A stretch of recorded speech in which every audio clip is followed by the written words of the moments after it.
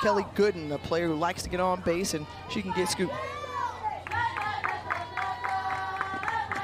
And so what's all the more intriguing about this matchup is that we will see one of the top pitchers in the country going up against 8 lefties in this lineup. So Southpaw versus the lefty bats of UCLA should be an intriguing one. Yeah, one of the things that makes Danielle Williams so great in the circle is her ability to have all spins to all zones. So she is constantly moving that ball throughout the strike zone. But I would imagine here with all those lefties in that lineup that she is looking to bring that ball low and tailing away, try to induce some ground balls against this really potent UCLA offense. Gooden looks at strike one coming in. The left fielder, redshirt junior, hit .342 last season, second team All-American back in 2019.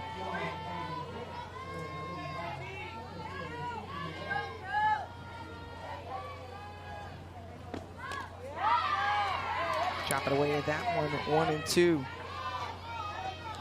This group finished first in the Pac-12, made their 6th straight Women's College World Series appearance as the number 2 seed in OKC.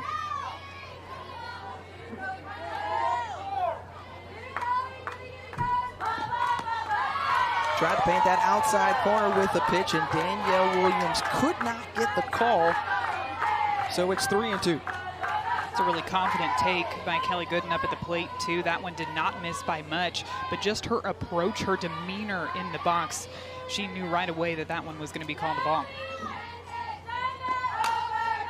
And that one just passed the glove of Williams. The second baseman, Grace Nito, couldn't get it in time, and Gooden is aboard with a single. With so much speed in this offense, you cannot bobble the ball at all. This one hit to the freshman Nito, just not able to come up with it cleanly. Knowing that a team has speed up at the plate can put even more pressure on the defense, more pressure to be perfect out there. And right there, just a little bit messed up. She looked up to make a throw before she actually had it secured in her glove. And because of that, UCLA already with a leadoff runner on board. And we saw in that last game against Texas Tech, Northwestern taking advantage of some of those defensive miscues. Talking about the speed there, Kelly Gooden slides underneath the tag, and she's at second safely.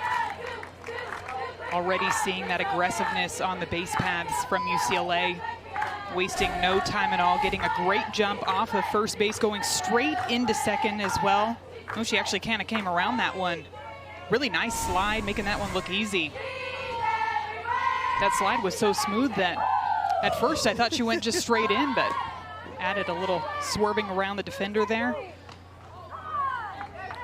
She had 15 swipes a season ago, and Bree Perez smiles at the plate, the senior out of Martinez, California, third team All-American selection. A great player within the Pac-12 throughout her career. Fifth-year senior stands in. The 1-1, and it's fouled away.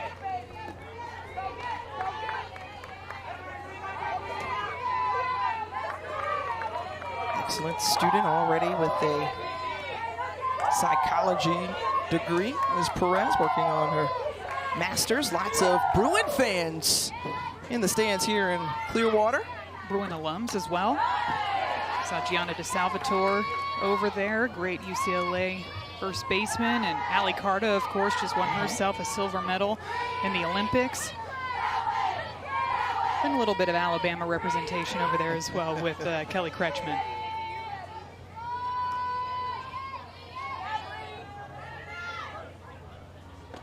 On the 1-2, and that one stings her in the back. And Perez takes first, and yeah, she's just gonna have to try to tough that one out, but that looks like that didn't feel good at all, and I think she'll be reminded of it perhaps later tonight. Taking another look at this one here. Oh man, it looks like it almost got her right on the tricep or the back. See her kind of shaking it off as she's going down the base path. It looks to be, it seems to be that she's okay. She's got a smile on her face.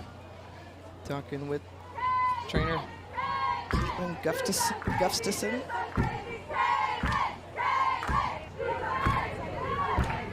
Kelly Perez in her 16th season at the helm of these UCLA Bruins, flashing a smile there. Light, loose-hearted group in the dugout. The national champion many times over as a player, head coach, and an assistant.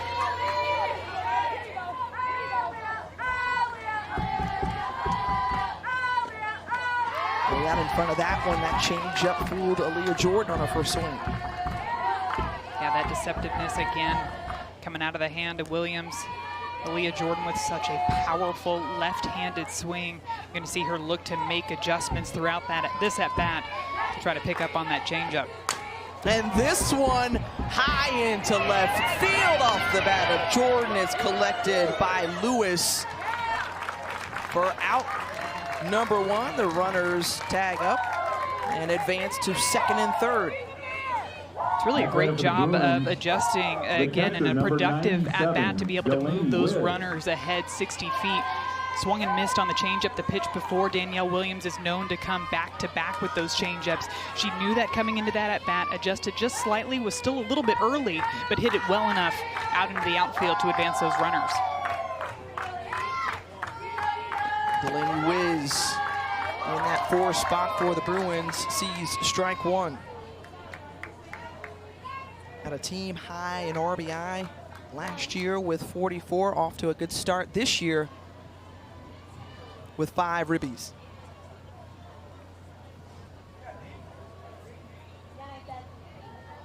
And Danielle Williams having a quick conversation with Maeve Nelson over at short. She gets back into the circle as Williams facing off against the lone righty in the lineup for UCLA.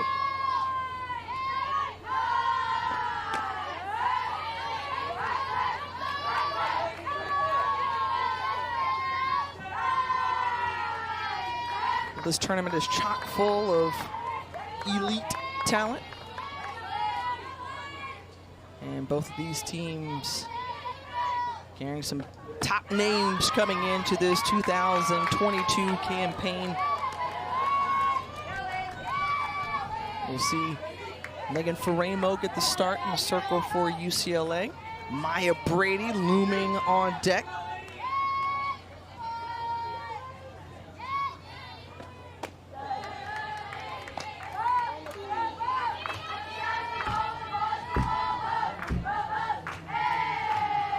Wiz coming into the program from Loyola Marymount. Her sister Stevie, and dear to the hearts of many during her time at UCLA. This one sending Skylar Schellmeyer back to the warning track.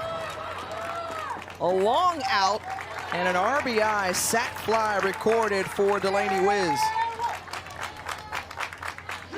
Textbook fundamental softball right there from UCLA. Going back to that at-bat by Aaliyah Jordan, how important it was for her to get that ball deep enough to advance both of those runners. Delaney Wiz coming up big, driving that ball out into right field deep enough to allow the first run of this ball game to come across.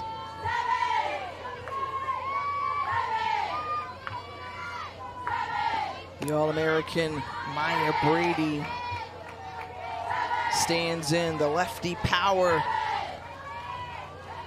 that she brings to the plate for the Bruins.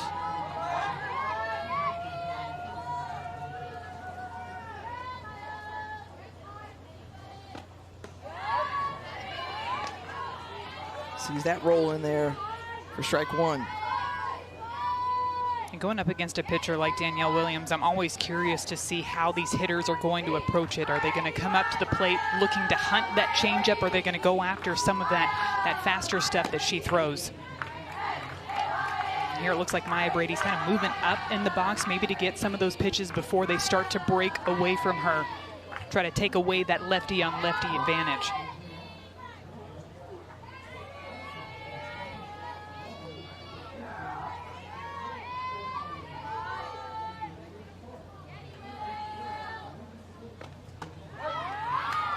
Well, this is going to be fun to watch all game long between Danielle Williams and some of the top hitters in the Pac-12 and in the country. And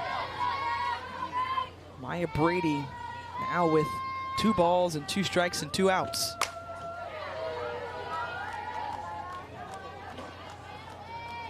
I really love watching Maya Brady hit as well. She gets that front foot down really early. A lot of hitters have different timing mechanisms. We've seen people with big high steps, they get it down late, but Maya Brady gets her foot down early, gets that piece of the puzzle done so that all she has to do is throw her hands at whatever pitch is coming. And Danielle Williams wins that one in their first exchange. Williams gives up a run as the reins. Graduated Rachel Garcia, so she is the lead pitcher on the staff this season. She's ahead in the count, 1-0 to Shellmeyer, who had a very productive opening game just a little bit earlier here on this field. Shellmeyer, one of those triple threat athletes coming from the left side of the plate. She can drop a bunt, she can slap, she can hit away.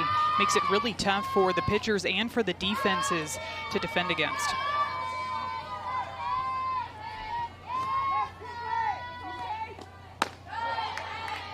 Coming ringing in at a strike at 66 miles per hour from Faremo.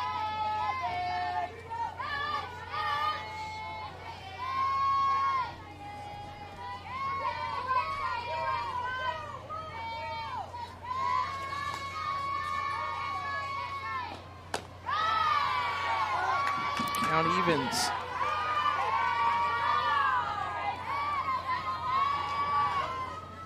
Northwestern coming into this game, 5 wins on the season. Lone loss to Virginia Tech last weekend. And going back to that first game, this is what Skylar Shellmeyer do. All my single ladies, all the single ladies. She was just able to pepper the ball all over the field. She has a great touch with her bunt for a base hit and took advantage of a ton of defensive miscues by Texas Tech, putting the ball all over the field, really being that spark plug for this Northwestern offense. 4 singles in that last game, but Faremo gets her to strike out to start out the bottom half of the first. Passing the bat, but also passing information is what this Cats club does exceptionally well. We saw that in the first game, and it proved to be really helpful as Jordan Rudd was 2 for 5. A solo shot from Angela Zedak as well. 1 through 9 was incredibly successful, 13 hits in total.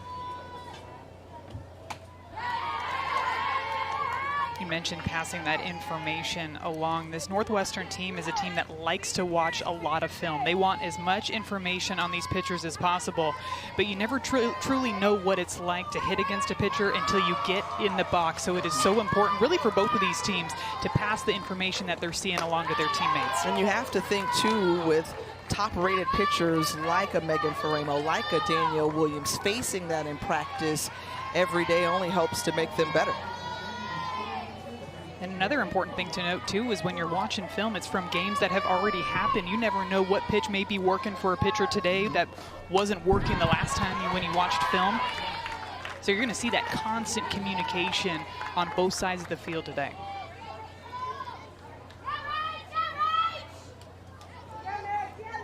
Rachel Lewis, the Co-Big Ten Player of the Week after posting a .462 average Grand Slam, as we mentioned in the last game that she had last weekend. 5 RBI.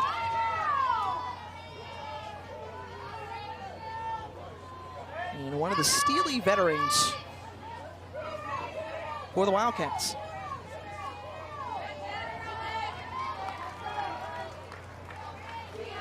Faremo gets Lewis going down swinging, so back-to-back strikeouts to start for Megan Faremo. And there's our first look at that off-speed that we're going to see out of the hand of Faremo. Look at the location of this pitch. It's dropping down in the zone and away from those right-handed batters. So you've got that deceptiveness and that movement along with that change of speed on that pitch. That was coming in, registered on the radar gun at 56 miles per hour.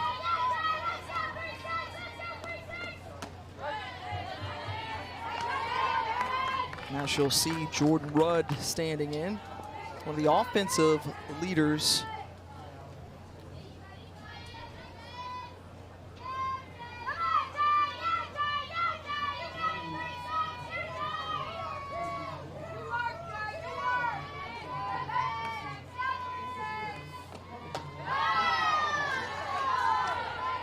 nearly touch 70. She can hit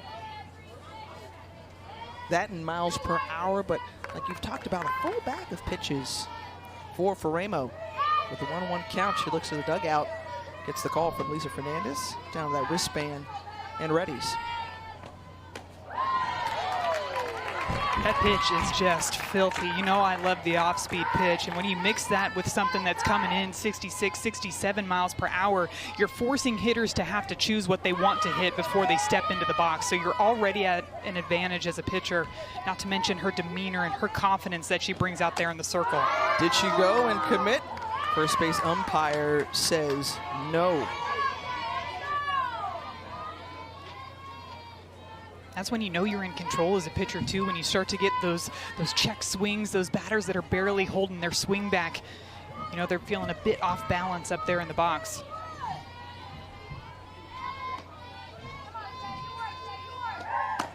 Strikes out the first 3 batters she faces in that Northwestern lineup. Ramo is coming out here, dealing, thriving in this Florida heat. Strikeout number 1 to Shellmeyer, strikeout number 2 to Rachel Lewis, and finishing it off with Jordan Rudd and another strikeout.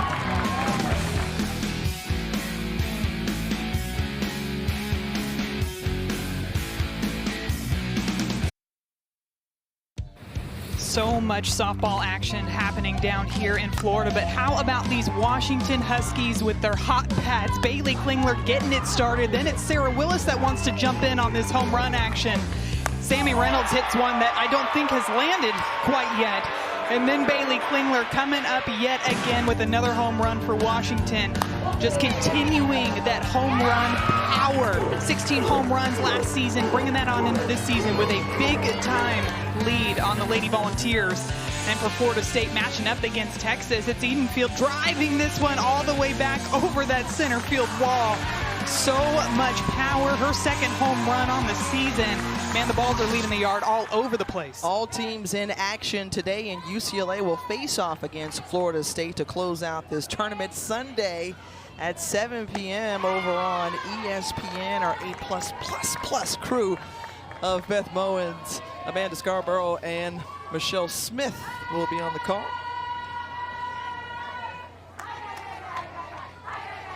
Yeah, a lot of long balls here, and the wind is blowing out, we must mention, as Kinsley Washington is able to pull that one into right field, and she slides in safely for a leadoff double. I really like this piece of hitting by Kinsley Washington, getting up on the plate. She's still out in front of this pitch, but she lets her arms follow that pitch coming into her. So it doesn't have to be pretty. She falls out on her front leg just a little bit, but she keeps her hands back, able to drop that one out into right field. And that's how you take advantage of those changeups coming in. Again, you're not going to be on time 100% of the time for these changeups, but being able to stick with your swing, stick with that pitch, and try to make something happen. Savannah Pola, Savvy Pola, as she's known, coming up to the plate, and she's had a really good January and wanting February to be much of the same. I gotta just continue to comment as our cameras keep cutting away to that UCLA dugout. They are just loose and feeling free. They're feeling good. So much energy coming out of there, and I think we've seen that from several teams throughout this tournament so far. Just so excited to be out here competing against some of the best competition across the country, and it's February, right? It feels like the postseason here just because of the energy and the hype level that these teams are bringing, but looking to improve their teams as they head on into the regular season and, of course, into the postseason, which it's everybody's goal to get there, right? That's right. OKC is the ultimate goal. And that's what they're preparing for. That's why you play these early season tournaments, in order to get ready for hopefully playing late into May and over into June, as Pola is awarded the walk.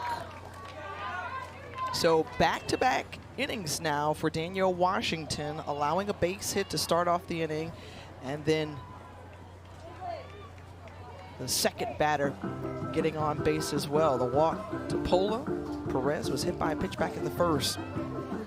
Pitching coach Michelle Gascoigne for Northwestern going to come out and have a conversation with her battery and with the infield as well, giving them a game plan of where they want this ball to go. When it comes to a middle infield in this situation, when you've got no outs, runners on first and second, you can have your middles pinch towards the middle to try to roll up a double play, or you can have them stay back and get that force out over at third. So a lot of that's going to have to do with the pitches that she's calling back there as well. A lot of strategic conversation happening, knowing that they're going up against such a tough UCLA lineup. The designated hitter, Anna Vines. And thinking of that defensive alignment, you see the corners coming in closer at first and third for Anna Vines, who's at the plate. And that's something that Kate Drohan talked about in wanting her team to be able to turn more double plays this season. It would be timely if Williams can induce a ground ball here. Our defense can act quickly.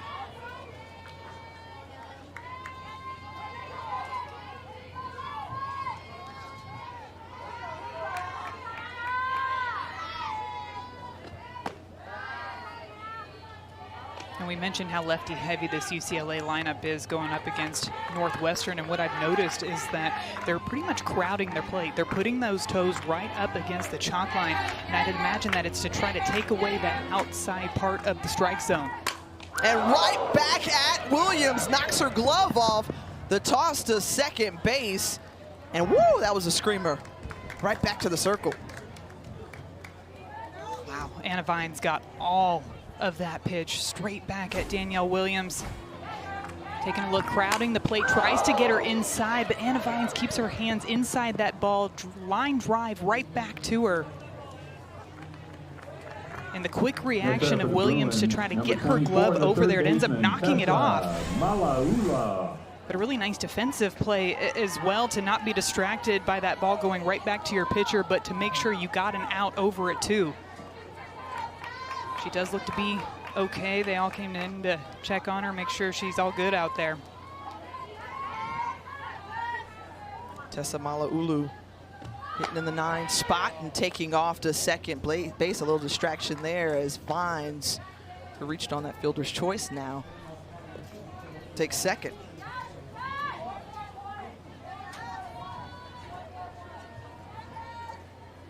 Talked about Jordan Rudd and her continuity with Williams, consistently working together over the years.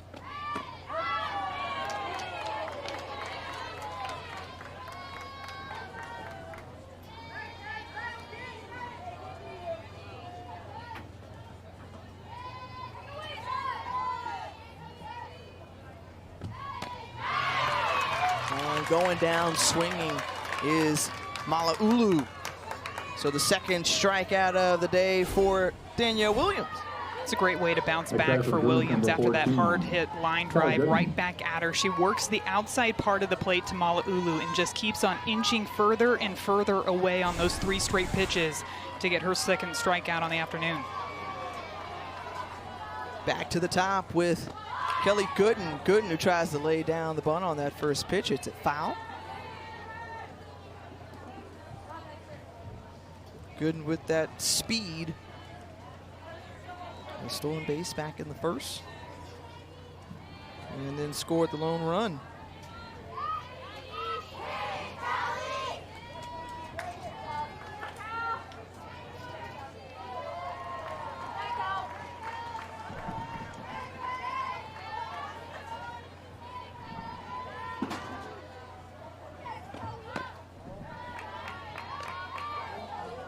The sun really starting to beat down on the field.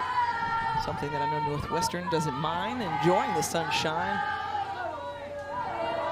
And what these Bruins are accustomed to in Cali.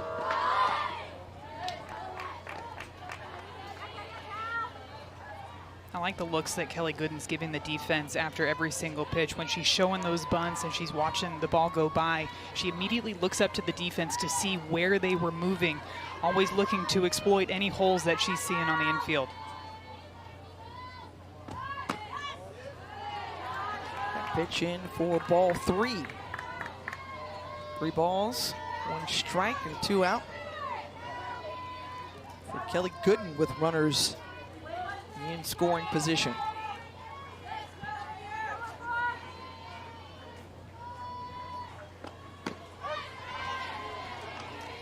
Good pitch there from Williams to even or bring it to a full count.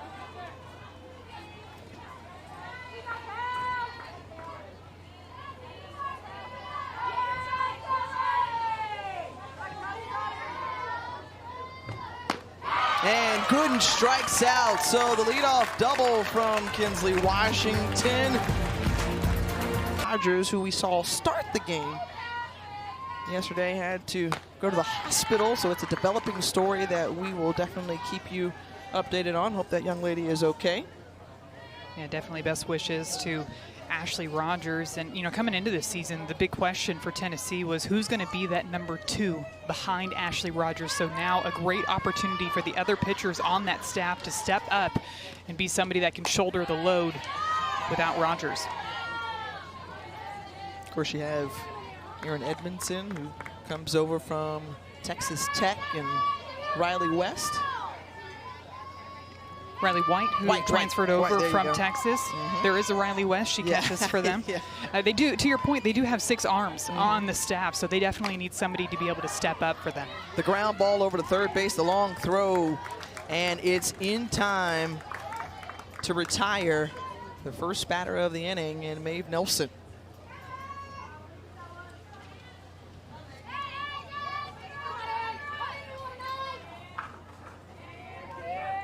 Next batter for the Wildcats, number 9, the left fielder, Angela Zidak.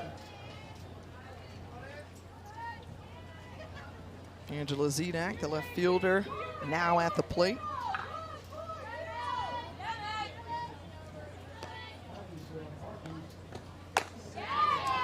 We'll tell you what she did in that last game against Texas Tech. She said, hello and goodbye. Taking advantage of this pitch on the outside half of the plate. Initially off of the bat, we thought it was going to be a routine fly out to right field, but that ball just kept on carrying over that right field fence, showing some of that oppo power. And she was swinging for the fences there on that cut.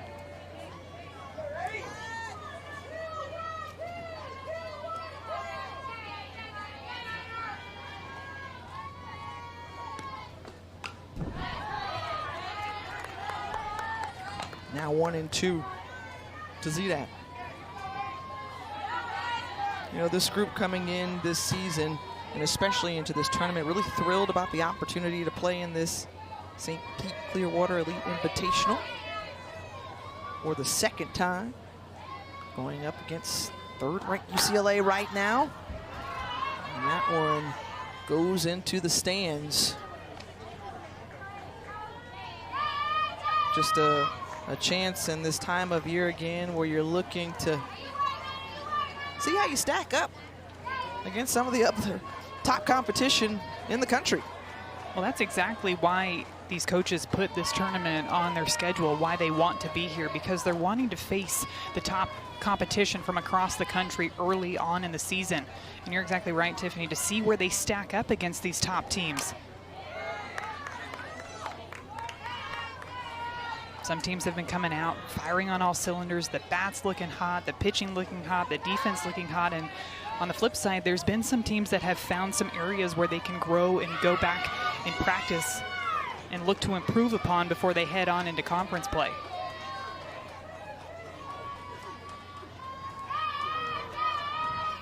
The pitch from Faremo.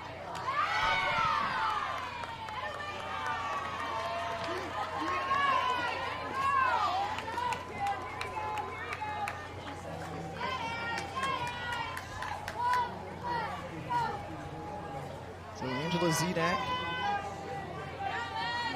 wanting to try to get the first hit off of Megan Faremo, who struck out the side last inning.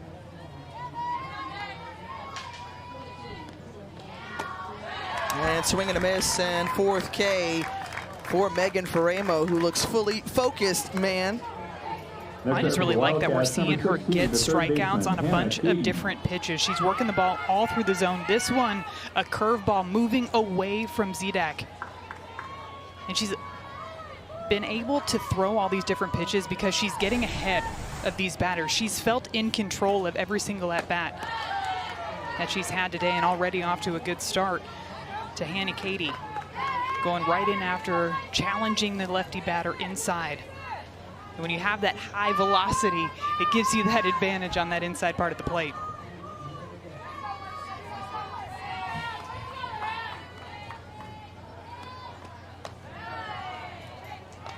And Katie takes ball 1.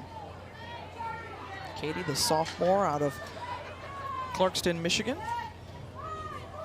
Inserted for the first time into this Northwestern lineup as a starter this season. And just a quick update for you. Washington able to complete the 11-0 shutout over Tennessee. Ivy Davis got that lone hit off of Gabby Plain.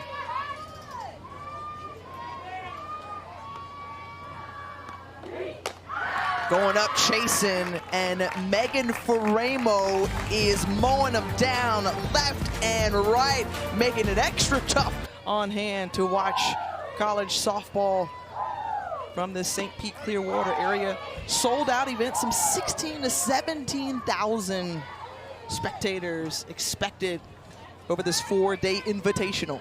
Truly a fantastic fan experience for everybody that's attending these games. Not to mention the fantastic competition that you're going to see on the field, but everything else that the food, the atmosphere, the energy. This is where everybody wants to be in February. Had the chance to talk with one of the ESPN events coordinators about just all the different places. You got merch downstairs, food trucks. How about there was like a $40 all you can eat and drink all day long? Doesn't get much better than that. That one tails fouled and just over the fence into the stands.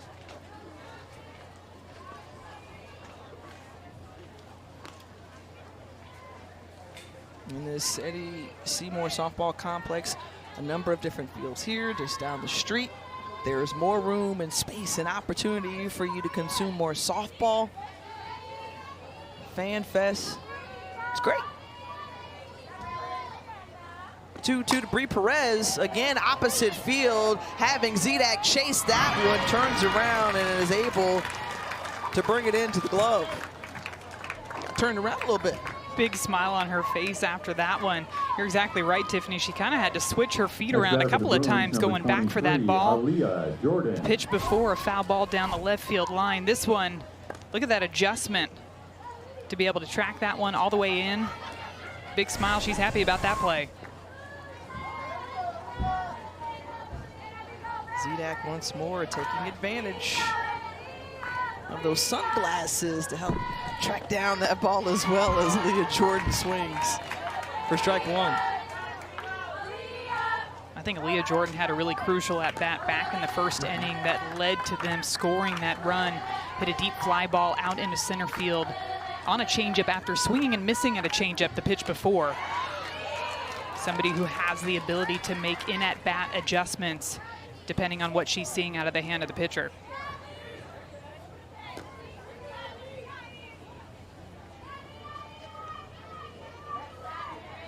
One of the decorated players in this UCLA lineup. Stays patient and takes ball 1.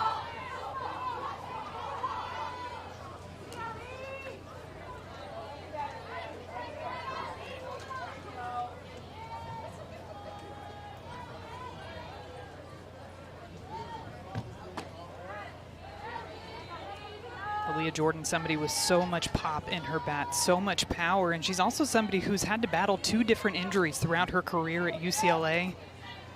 Really a tough player for this offense and a key part of their success moving on through the rest of the season. And Jordan reaching out to get that one, sends it into center field for out number 2, and a good time to quickly update you on Texas and FSU. And how about Mary Iacopo sending it out of the park? Iacopo with such a powerful swing. That could be the spark that Texas needs to continue to put more runs on the board against Florida State. But man, that pitching for the Seminoles between Catherine Sandercock and Danielle Watson, they are quite the dynamic duo. And Texas, of course, hungry to try to get to the Women's College World Series under their head coach, Mike White. And they were just 1 game shy from a berth for the Women's College World Series. Consistent face there on your screen in OKC is Kelly Allen.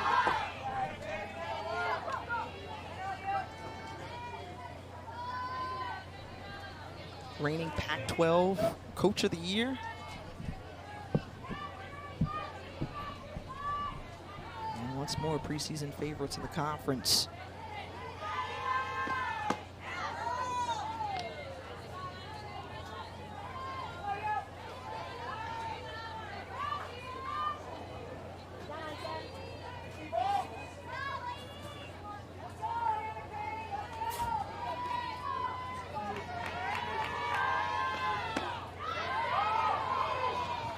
Taking all the way is Delaney Wiz, 3 balls and a strike. That one just barely missing on the inside part of the plate.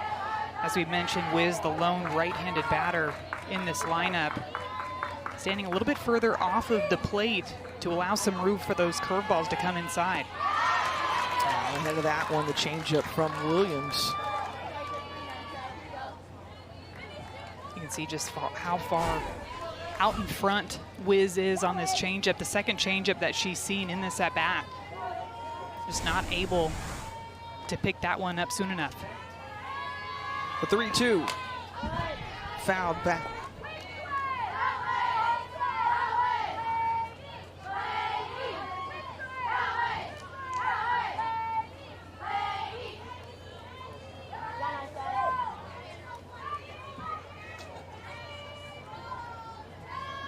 Wiz produced the only run of this game. Back in the first, 3-2, and Williams getting a strikeout. So both of these pitchers really dealing, and it's Williams who goes back with smiles to the daughter. Elite Invitational presented by Wilson. It's plastered right there in the outfield for you to see. America's best beaches. You don't believe me? Just come down this way. I mean, you can't beat this weather right now. It is just absolutely unbelievable. Perfect softball weather. You know, these young ladies out there on the field really appreciate that this time of year. And for those watching, we're not trying to rub in just how great it is, understanding that those Northwestern fans who are watching back home are braving the cold right now. So our thoughts with you, but we're sending warm and cozy thoughts back to you in Evanston. Nikki Cochran sends that one back near the warning track as Maya Brady is able to eye it into the glove. A long first out for Cochran. So much speed and athleticism from Maya Brady that we just saw on that play. A great first step in the outfield. She got a read of it off the bat. Honestly, I thought that thing was going to be down no matter what, but a great first step, able to track that thing all the way back to the wall. And you notice how there was no hesitation as she was on her way back. She was not looking for the fence. She knew exactly where it was, and that's because of that pre-pitch thought, knowing just how far away from that fence you are before that ball's put in play. The instinctive mindset for her to just take off, and naturally you hear the connection between Uncle Tom Brady, who helped deliver a championship to the Buccaneers a couple seasons ago. He has been known to say that Maya is the best athlete in the family, though. Yeah. Athletically wise, yes. Now I think Maya though wants to be a 7-time champion over like her uncle. I mean, who wouldn't? Yeah. Right?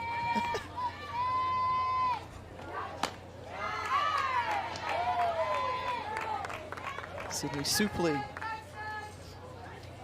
at the plate now, the designated player. He's 2 for 3 in her last game, including an RBI.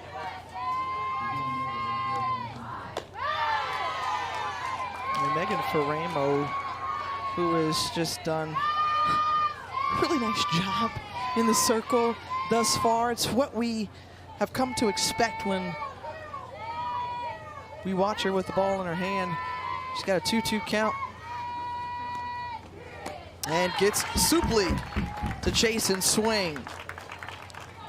Half a dozen strikeouts for Megan Faramo. She has such an interesting rhythm and cadence to how she pitches out there. She's very stoic in the circle, very methodical in the way that she approaches the rubber and throws every single pitch. The timing is exactly the same between pitches. And you've got to imagine that that's part of her routine. And so far been really effective for her in this game. And a Pac-12 best in terms of ERA. And working on a good one here as Grace Nito commits on that swing.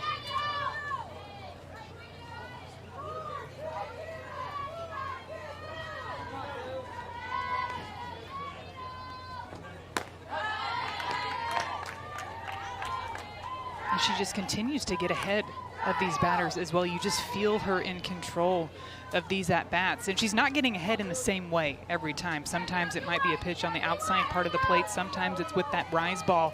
But either way, she's been control of this game so far.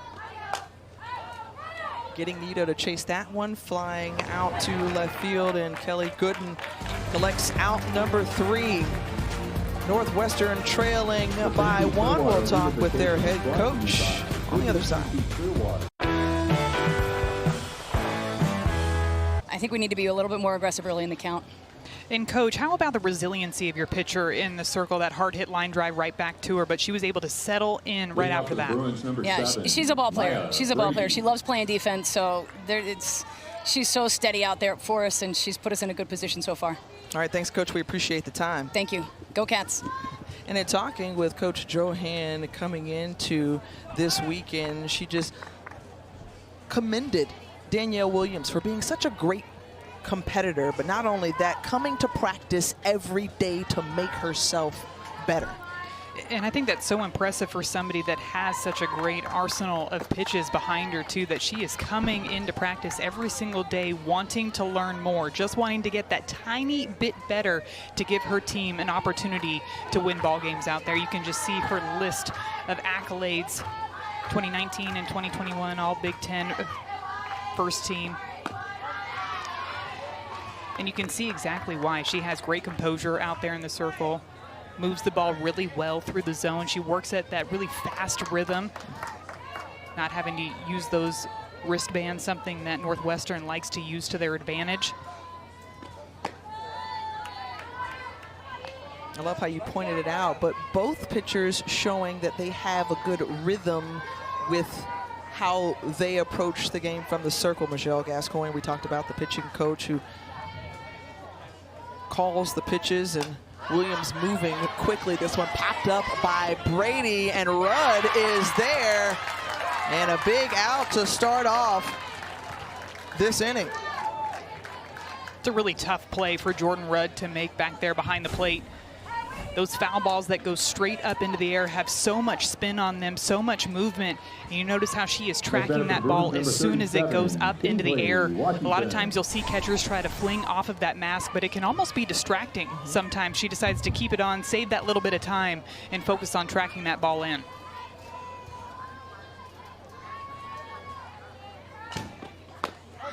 And she catches strike 1. Excellent defender behind the plate. And again, will not stop talking about just how many teams are looking to make deep runs this year with really experienced groups, and Northwestern is among that company, along with UCLA.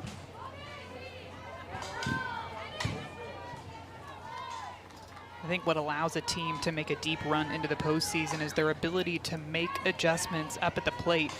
And as we get deeper into this game, both of these teams are going to need to make adjustments. For UCLA, it's being able to jump on that changeup out of the hand of Danielle Williams. And for Northwestern, it's being able to get ahead in the count as a batter, be aggressive early in the count against Faremo. Of course, both of those things easier said than done. But you want to just chip away and try to improve every single at-bat. Well, Washington had the only hit so far off of Williams with a double back in the second.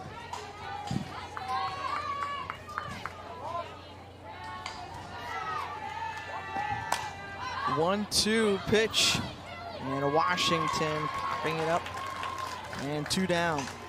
Well, we heard from one coach already. We'll hear from UCLA head coach Kelly Inoue Perez after the break, and certainly can't wait to ask her what she thinks about Megan Faremo and the way she is able to work ahead of batters so far in this game. Well, I'm sure her reaction is going to be similar to what we're seeing right here. Big smile on her face, of course, happy that Faremo's been able to go out there and hold Northwestern scoreless, especially after what they just watched in the game before, Northwestern with 13 hits. I imagine that was a goal for her to come in and try to settle down that offense early in this ball game.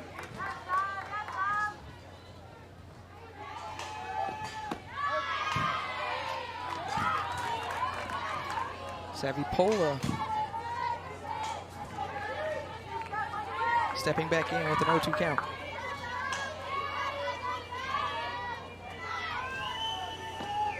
Danielle Williams leaves it out there, and Savipola gets it to go into right field, going all the way to the fence. And Skylar Shellmeyer throwing it in as Pola almost threatened to try to make it inside the park. She's standing up at third base with a triple. Great piece of hitting by Pola on this off speed. Again, slightly out in front of it, but she extends through that ball to drive it all the way down that right field line. And you're exactly right. She came rounding third base really hard. And another strategy with doing that is trying to induce a throw, seeing if they're maybe going to overthrow it, see if you can score on it. Coming hard around third base, ended up holding up. That's a great job of adjusting to that pitch that's diving down and away from the left-handed batter. Next batter for the Bruins, number 20. And what a time for her first triple of the season. We can't stop talking enough about how excellent players we've already seen come through, and we're excited to see what their campaigns are going to be like in year 2, 3, and 4, and 5. But the freshmen stealing the show in the early part of the season. Freshman pitchers, freshman hitters. So many freshmen have really stepped up to the plate early on in this season, and I've got to imagine it has something to do with so many fifth years and graduates returning, passing on that knowledge throughout the fall and into this preseason to get them ready to go right from the start of season. I think I remember back in this tournament covering Northwestern a few years ago, Maeve Nelson, the shortstop, talked about how that senior class was really helping to grow them. They were babies then, and now getting to do the same thing. Is that she can hit the ball foul pole to foul pole. You know, she can, and you just saw that. You know, she has great power going opposite field. Just really knows how to hit. And for her to be able to come in as a freshman and contribute right away is just exciting for us. All right, thanks, Coach. We appreciate the time. Absolutely, thank you. All smiles for Coach, and certainly you got to be pleased with Megan Faremo, who she said coming into the year was in the best shape of her life, just really good and fit and just poised for an awesome year of softball in the circle. And of course, we all remember her getting injured right at the end of last season, right before that World Series, where Coach said she was in great shape, really looking forward to that postseason, of course, but came back into this season really healthy, feeling good. And she's somebody who's had to shoulder a lot of the load, and I'm not just talking purely innings pitch, but just the pressure of having to take on that ace position for UCLA, of course, with the graduation of somebody like a Rachel Garcia, who is such a legendary player, not just within UCLA's program, but truly the entire game of softball has left her mark on this game forever. But if you have Lisa Fernandez as your coach, you know you're gonna find a way to get ready and be ready. We've seen that in the early part of the year from Faremo thus far, and certainly making it very difficult for Cats batters in this one. Well, I thought it was an interesting way to look at things too, because UCLA is often asked, how do you replace Rachel Garcia? How do you replace Bubba Nichols? And Coach Inoue Perez said that it opens up opportunities for other players to become legacies within the program themselves. UCLA is a team that has graduated people like Elisa Fernandez, like a Natasha Watley, Kiera Garrell, Megan Langenfeld. I mean, you name it, the best of the best have come through this UCLA program, but they're always looking to sustain that excellence by having people come through their program and create their own legacies with what they do on the field. And I think that's what's so cool when you couple kind of the past players and the current ones on the roster having USA experience, right? So with the national team, we saw, you mentioned the 2 Olympians there, but now Megan Faremo and Aaliyah Jordan, Maya Brady getting some of that international experience as well on the rosters for some upcoming competition internationally. As that one is poked opposite field into left, and the first hit given up by Megan Faremo. And how fitting is it? That's Skylar Schellmeyer. We talked about her singles in last game, and the leadoff single here in the bottom of the 4th. Well, Schellmeyer, the spark plug for that Northwestern offense, both with her energy and with what she's able to do with her at-bats as well, just dropping that one out into left field to get a leadoff runner on board here in the 4th.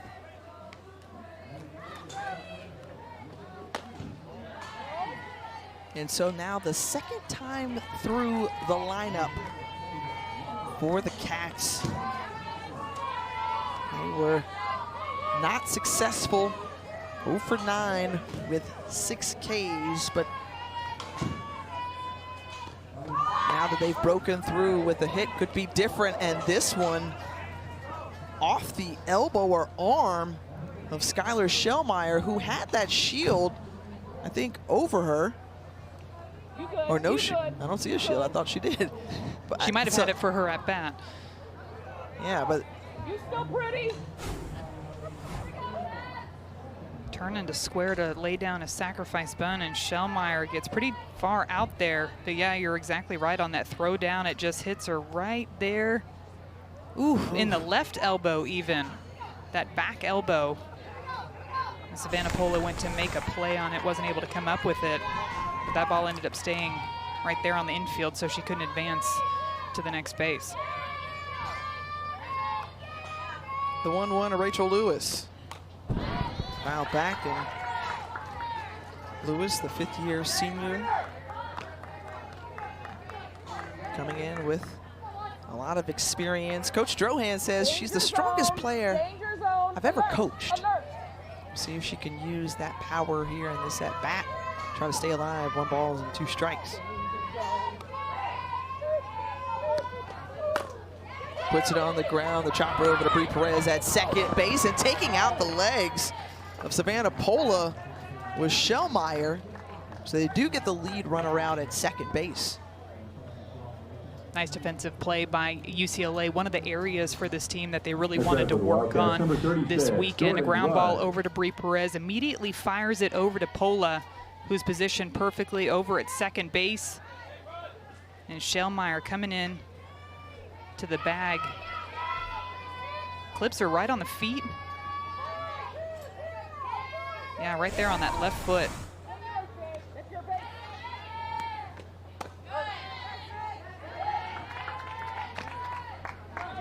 Jordan Rudd, who struck out her first time up, is back at it again.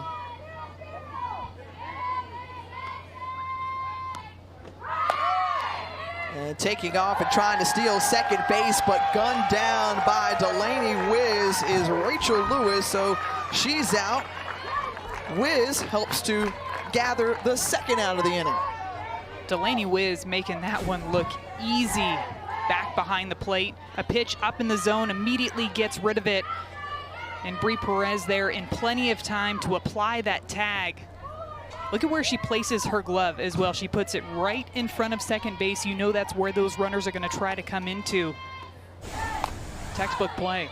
First time caught stealing this season, as that one is Rachel Lewis, a great effort knowing that her teammates were going to be right there to back her up if she wasn't going to be able to make that catch.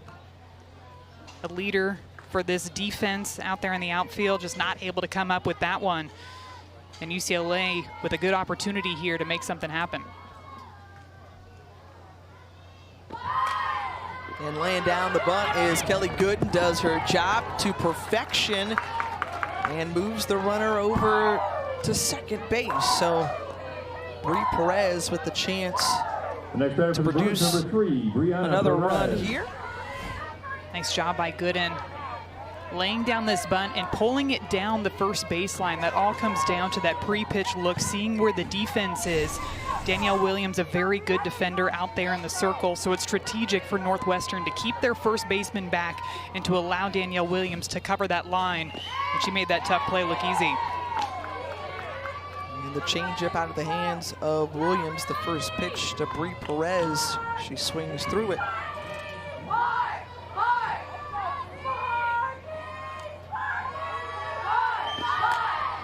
And this one right back to Williams again. The nice pirouette spin and throw to first base. And the base runner 60 feet closer now with Mala'ulu at third. Again, another tough play made by the pitcher. You mentioned that spin she had to do. It's because she's left-handed moving towards that first baseline, not to mention the speed that these UCLA batters have as well, having to get rid of it.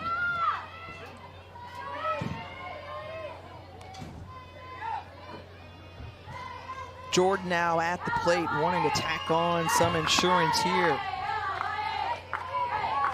Flied out both times.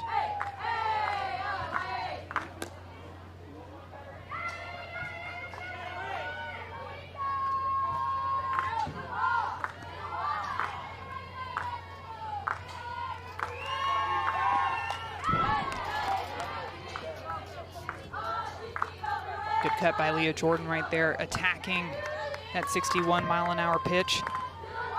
A pitch up in the zone, fouls it straight back. Again, it's that mental chess game of what pitch are you going to attack when you step foot into the box. Went after the hard stuff there and just fouled it off.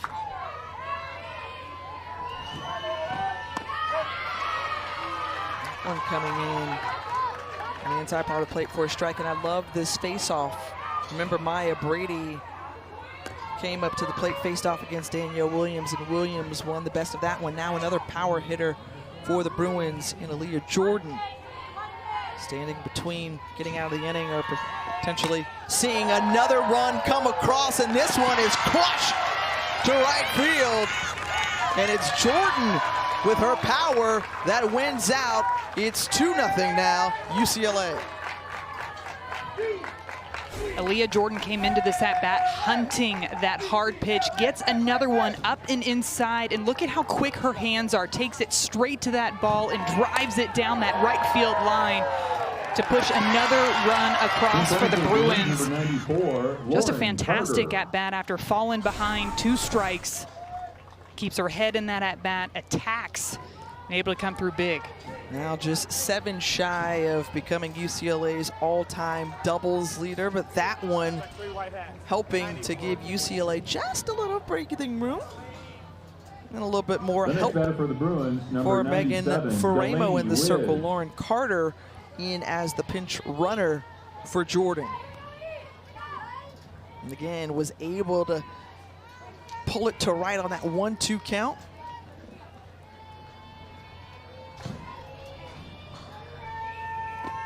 Delaney Wiz, who has already helped contribute it behind the plate and at the plate, who had that RBI sac fly to put the visitors on the scoreboard up first.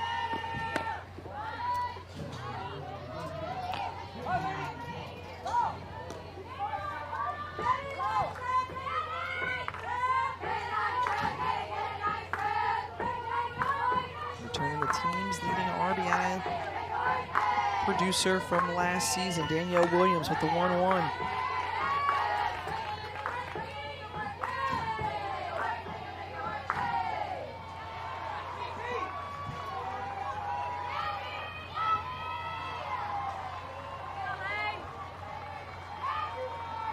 Looking on in the dugout, the pitch to Wiz, and aligns it to Nito. Third out of the inning, but not before UCLA puts up. So we take a look at today's Impact Players, brought to you by Visit St. Pete Clearwater. Here's the player you want to keep your eye on. Megan Faramo has just been dealing in the circle, getting ahead of these batters, staying ahead and moving the ball all throughout the zone. She comes in with that high velocity, but it's her arsenal of pitches. On the left, you've got that curveball. On the right, that Lisa Fernandez signature flip drop. That curveball tailing away from the right-handed batters, and that flip drop taking a little bit of miles per hour off of it as well, but it's dropping off right at the end on its way to these batters, making it really tough for them to pick up, and that's why she's racked up 6 strikeouts already on the afternoon. Megan Faramo showing just how dangerous she can be in the circle.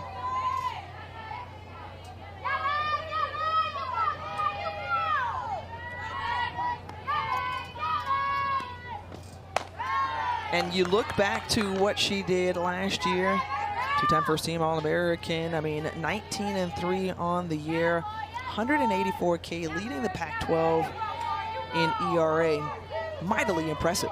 Well, I think it speaks a lot to the leadership of Megan Faramo to come into this program knowing that she was primarily a curveball, rise ball pitcher. Now, she was very good throughout high school, but she wanted to come into UCLA and be even better. What did this team need her to throw?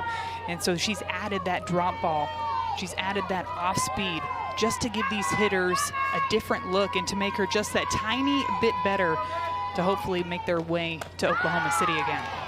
The implementation of those new pitches. Also, I think it shows, like, okay, yes, just having experience in this program, the iron sharpening iron, but yes, Lisa Fernandez is going to demand more, expect more out of you, and she certainly helps in that cause and the development of it, in addition to the sheer will and determination of a Megan Faramo who just has a desire to be great.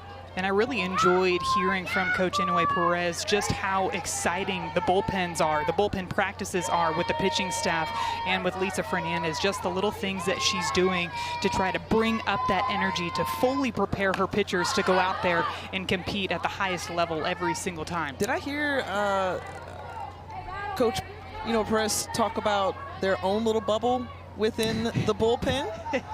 It is their own bubble within the Bruin bubble. And even Coach Inoue Perez said that they bring so much energy that they had 5 minutes left in practice the other week, and she brought the entire team down there just to watch those pitchers compete in the bullpen, and it fired up the entire team.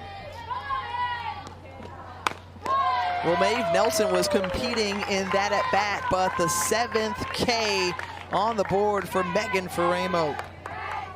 She just has so many different tools in her arsenal, going with this pitch on the inside half of the plate, just blowing it right by Maeve Nelson. You mentioned a great battle by Nelson up at the plate, but ultimately it's Faramo who comes out on top.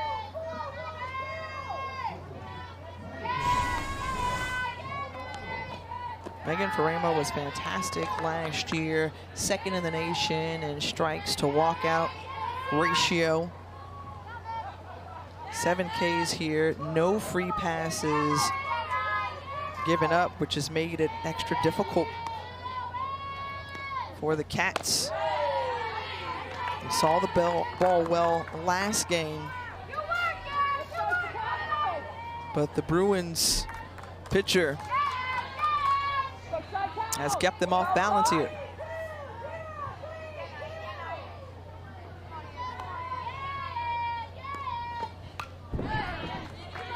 think the biggest difference that I'm seeing from this Northwestern offense in this game versus their last game against Texas Tech was just their aggressiveness early in the count. They seem to be watching a lot of first pitch strikes, second pitch strikes coming through the zone. And at that point, you're giving that advantage back to Megan Faremo. So one way to combat that is to swing early and aggressively at pitches that you see down in the zone. Because as soon as you give Faremo that opening, she's going to take advantage of it.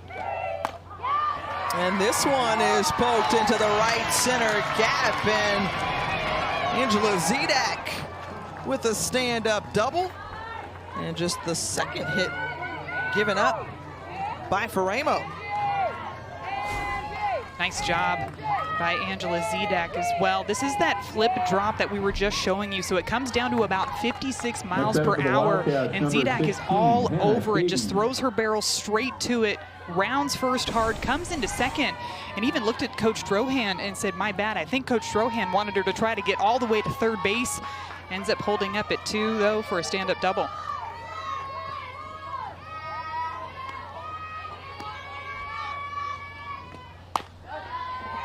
But going back to your point and wanting to kind of advance it a little bit more, okay, yes, opening weekend they faced off against another great pitcher in the circle in Keely Richard, right? And Coach Drohan talked about how much her team learned in those moments. So they're only trailing by 2 runs here. And what she saw from this Cats crew last weekend was that they were calm in those moments. And she really loved that they were constantly sharing information throughout those games. Ended up losing that game to Virginia Tech, a close game, 3-2, excuse me. But they're continuing that trend on into this weekend.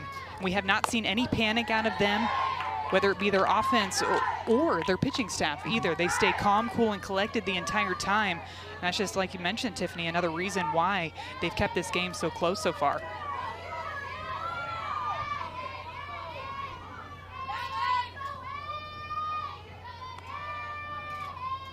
The 1-2.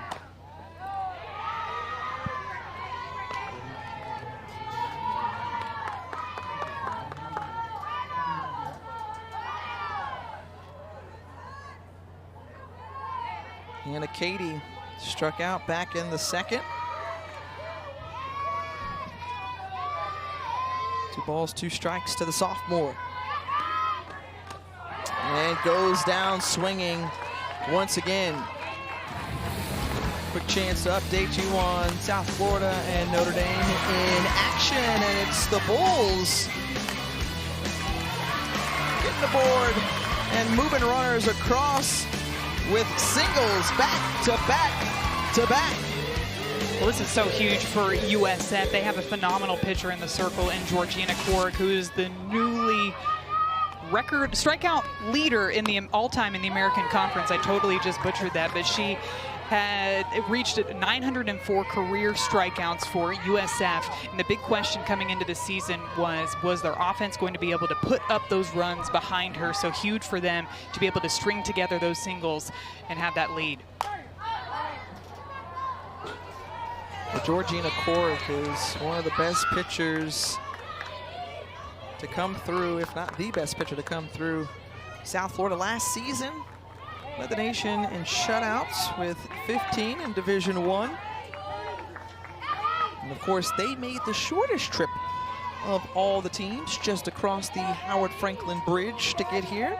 About 35, 40 minutes away over in Tampa.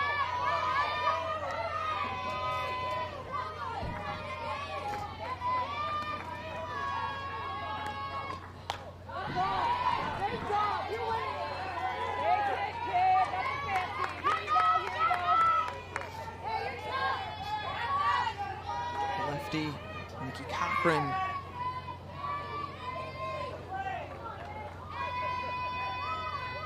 Stands in.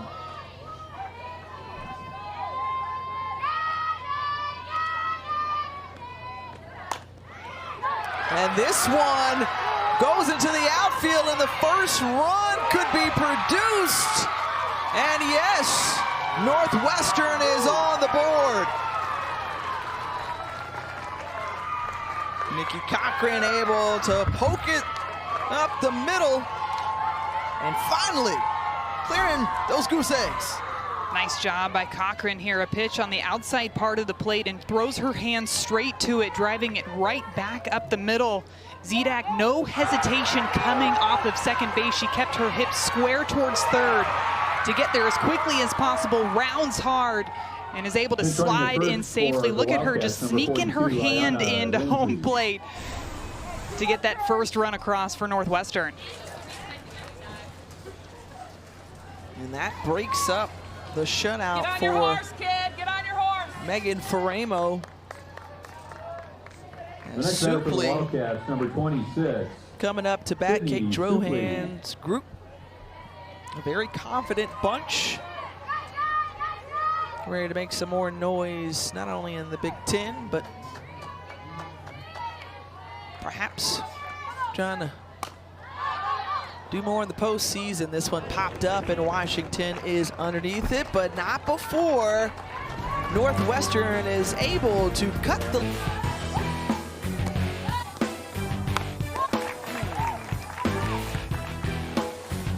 Excellent ball game on hand. Time now for today's Game Track, brought to you by Wilson. We've seen a little bit of everything. Two great pitchers going head to head. And how about Skylar Shellmeyer, the day that she's having? 5 for 7 today, both against Texas Tech and continuing into this UCLA game. 1 for 2 so far against Megan Faramo. She is that spark plug for this Northwestern offense, brings the energy. She's the battery for this team and leading the way in that leadoff position. Danielle Williams back to go to work here in the top of the 6th.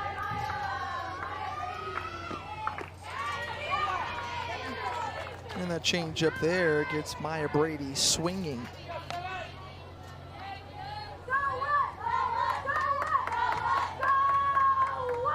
It's not every day you come across great games like this with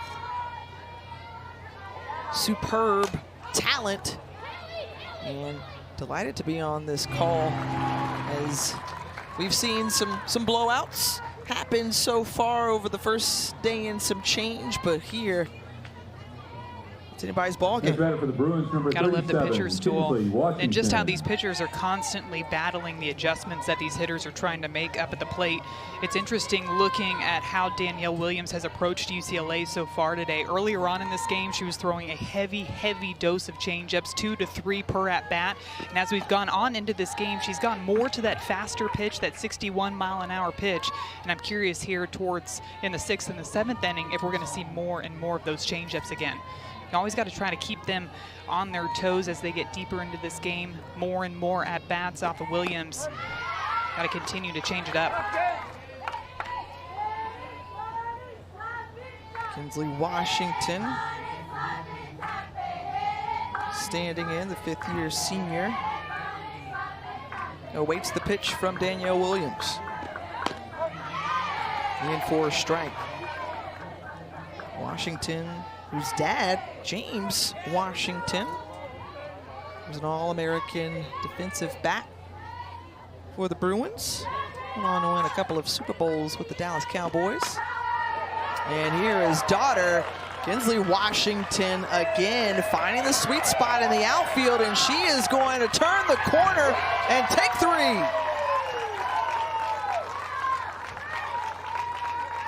Great piece of hitting by Washington, jumping all over this pitch. Again, it's one of her faster pitches that she's going to bring in there outside, and she throws her hands straight to it.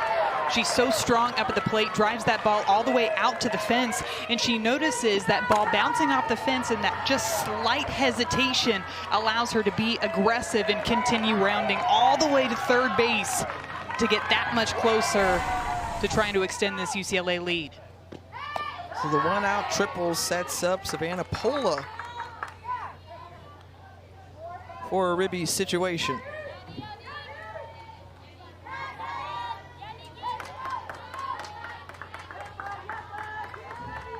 Pola, who extended her 5-game hitting streak to now 6 with that triple back in the 4th.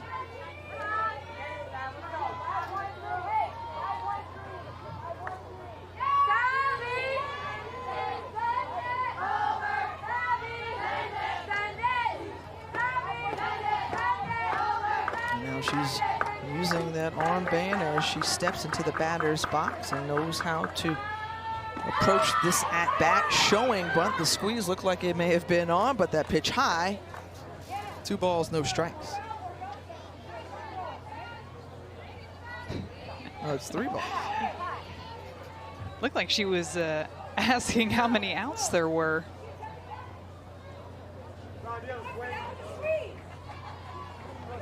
Two outs, 1 out. I think I have it registered as the 1 out. Maya Brady led off the inning with the fly to center field, and so Brady will just have a quick chat with their coach for a second as Kate Drohan going near home plate to have a conversation with Blue. Bit of an interesting situation here, making sure that everybody knows how many outs there are. Everybody's on the same page.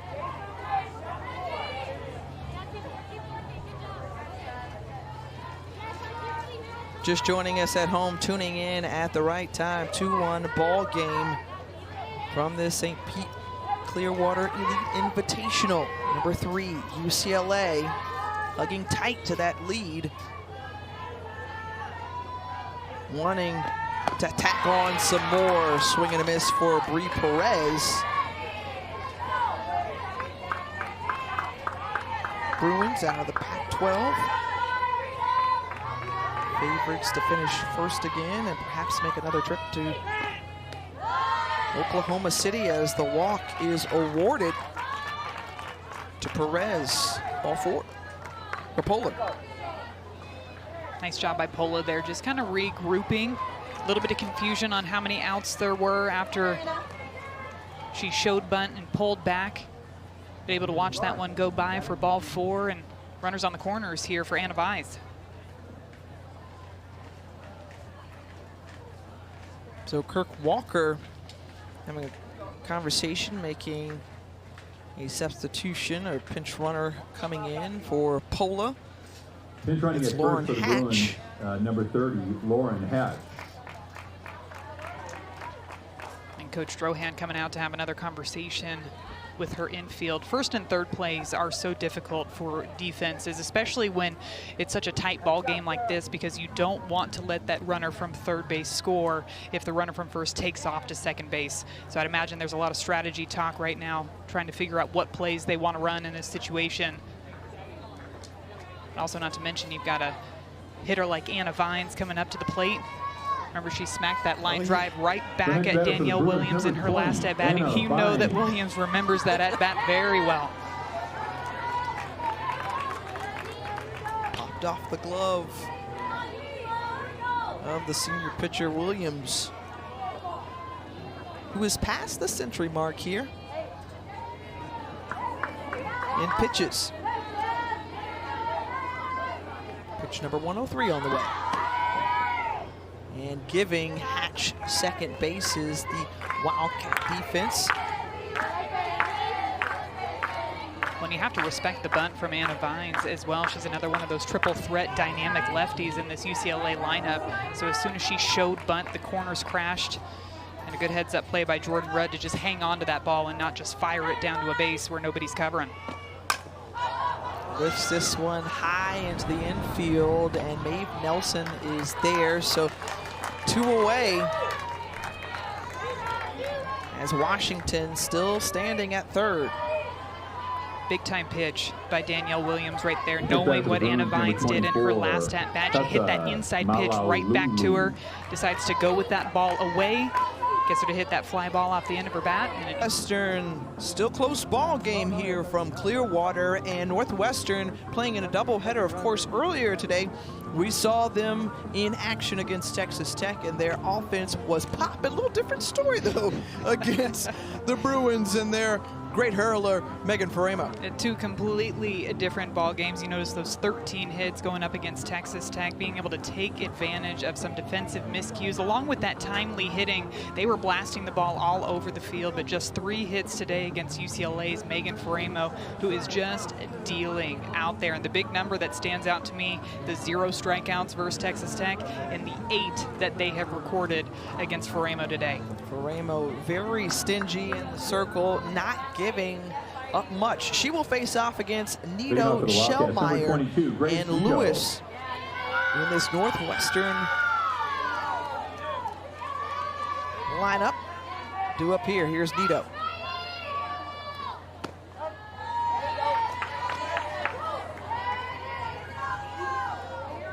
Freshman Nito, a triple threat.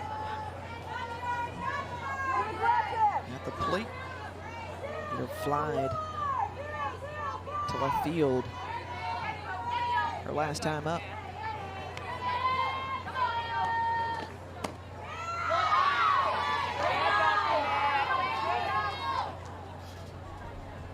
Pitch count still very reasonable for Megan Faremo through 5 innings.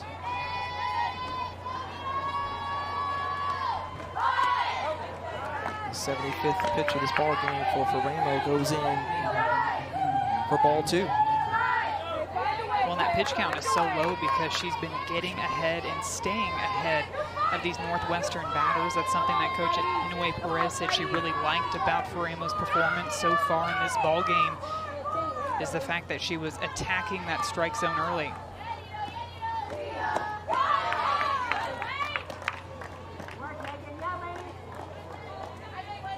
And Nito is out of there.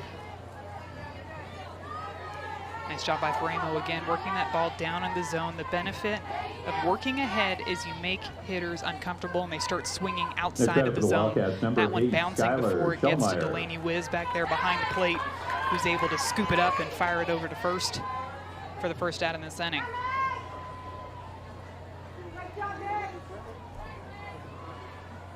When you think about Megan Faremo coming into a program like this, we talked about how she had to kind of work alongside another great pitcher in Rachel Garcia, and now leading the pack for this UCLA pitching staff. Some changes being made, but she had this incredible start, right? In 2020, before the pandemic hit, she was off to, what, a 13-1 start, and then things kind of slowed down and came to a screeching halt that year.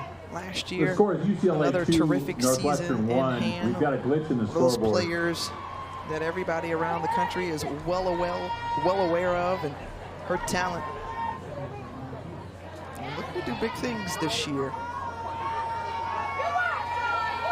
One of the things that made Rachel Garcia so dynamic is her ability to be that two-way player, to go out there and pitch a fantastic performance and go up there and help herself up at the plate as well. And talking to Coach Inoue Perez, she said that Megan Faremo wants to be that type of two-way player.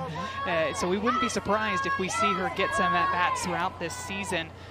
A truly athletic player out there as well. Played volleyball growing up, was recruited to play D1 volleyball along with softball. Of course, we're all glad that she chose softball. Indeed. It said she has to really be strategic about how she uses her, especially early on in the season, to make sure that she is fresh and at her best when June comes around. It's another opportunity, as you talk about, for other players to get their change. Holly Acevedo, who is also been a steady presence on this staff. Lauren Shaw, graduate coming over from Iowa.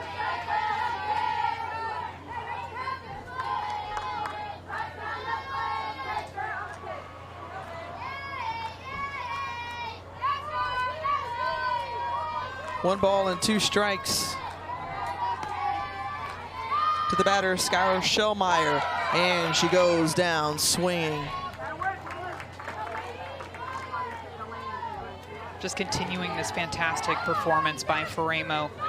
Setting Shellmeyer up on some of those outside pitches, and then comes low and in with that pitch that actually hits the dirt, gets her chasing. And that's when you know you're in control, when you start to see those swings outside of the zone, well out of that strike zone. Coach looking on as 10 strikeouts now for Megan Faremo. And Rachel Lewis back at the plate. Searching for her first hit of the day. The pitch.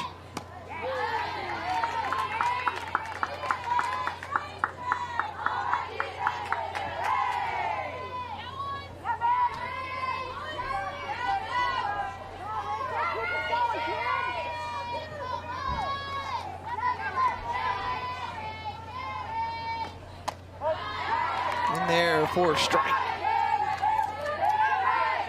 Just continuing to move that ball through the zone. And the first 3 pitches that Rachel Lewis has seen, they've all been in different quadrants of the strike zone, making these batters really think up there.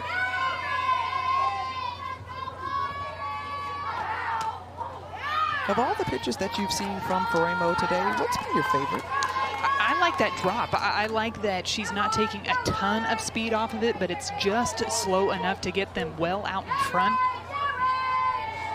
Taking a look at the Oklahoma State Cowgirls. They'll be coming up over on ESPNU against LSU. Just when this one is all wrapped up. And certainly we've seen some spirited fans, and this cat right here, I mean, he's got the purple and gold hair. How you doing?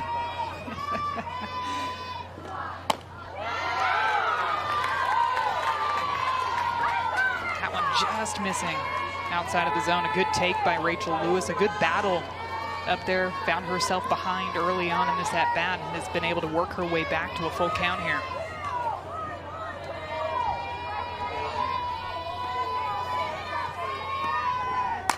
On the 3-2 pitch, that one is lifted into center field, and say goodbye to it. Rachel Lewis evening up the ball game. Home run, Rachel Lewis. Everybody coming out of the dugout ecstatic after that 2-out blast on a full count from Lewis. And this is that off-speed pitch, that drop ball that she brings down into the mid-50s, and it looked like Rachel Lewis was ready for it. She was perfectly on time with it and blast this thing over the center field wall. What a fantastic at-bat by the graduate senior. Just chipping away one pitch at a time, even took a couple of pitches that were very close to the strike zone and just explodes on that one to tie up this ball game. You talked about how this has a postseason feel this weekend. This game is giving us all of that right now. Well, so much energy really coming from both sides of the field, and now Northwestern really getting back into it, knowing that their pitcher, Danielle Williams, is giving them everything she's got in the circle to keep them in this ball game, to try to keep this UCLA offense at bay. This one into right and foul, but I go back to, again, what Kate Drohan said about this team, the calmness, the never panic that we've seen out of Northwestern. They have stayed steady. The first time through the lineup against Megan Faremo, they were 0 for 9 with 6 strikeouts, and since then, they've been able to break through with a hit here and there, but that one coming through in a major way with that Rachel Lewis solo shot to even it up. It looks like the home plate umpire is going to say that that one hit the foot of Jordan Rudd up at the plate.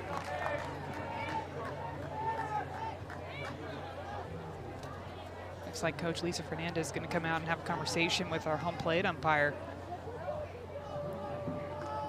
But as soon as that ball reached Delaney Wiz's glove, he immediately signaled down to first base. Taking another look at it here. This one just slipping out of the hand of Megan Faremo. Hard to tell if it maybe clipped that back toe. But what's an indicator to me is that Jordan Rudd stayed in the box. She didn't immediately start going down to first base. But either way, that home plate umpire awards her first.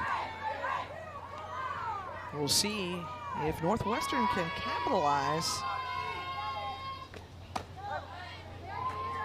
And perhaps add another run.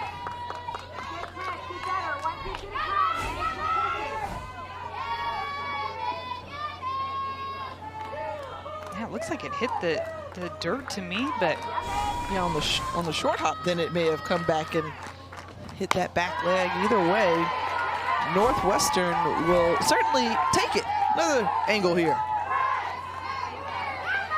yeah, that thing's about 8 inches in front of that back foot.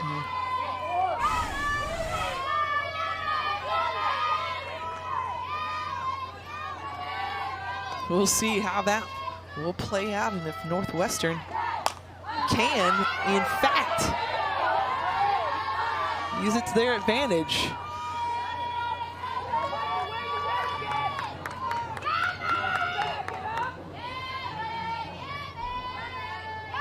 Jordan Rudd's over at first base like, look, I'm not complaining. I'll take it. It's all good. In a pitcher's duel like this, you're going to take any way you can possibly get on first base. The 0-2 to Nelson. And they say she did not go around, ball one.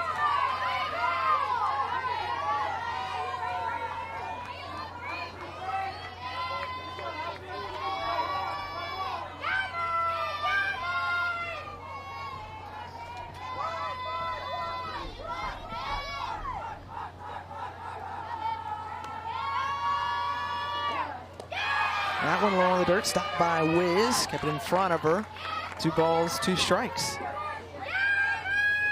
Wiz really working hard back there behind the plate for Faremo. We've mentioned several times that she likes to move the ball all through the zone, which means those catchers are really having to work back there, especially when they're changing speeds as much as Faremo has throughout this ball game. And this to the St. Pete Clearwater Elite Invitational presented by Wilson. Madison Shipman, Tiffany Green with you. Great ball game on hand. If you're just tuning in, it's been a pitcher's duel, each being really tough and stingy with hits. Even though you see 9 in total, it has certainly been a close ball game. We find ourselves here at the top of the 7th inning. And who will be the one to break through and get another run up? Megan Faremo, Danielle Williams have been fantastic. Well, both of these pitchers showing us why they're some of the most elite pitchers across the country. Just their arsenal of pitches, their ability to command the strike zone consistently throughout the games.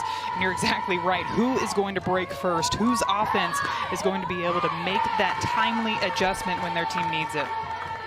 Bruins jumped on Danielle Williams and the Wildcats first. An RBI sac fly given up, and then the RBI double. 5 hits in total given up by Williams. And top of the order with Kelly Gooden. And then, okay, yeah, we talked about how great these pitchers are. The numbers support it. They don't lie. Here they are on the screen. Both Williams and Faremo have been dealing.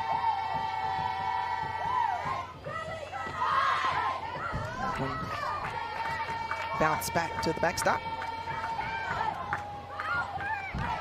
Danielle Williams has found herself in a couple of jams throughout this game, but her defense, specifically her own ability to jump out of the circle and make plays on bunts and line drives back at her, has been the difference maker that I've seen so far in this game.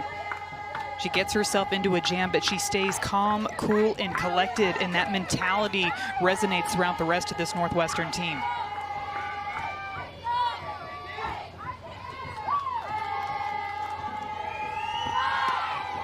committing there is good for strike 2.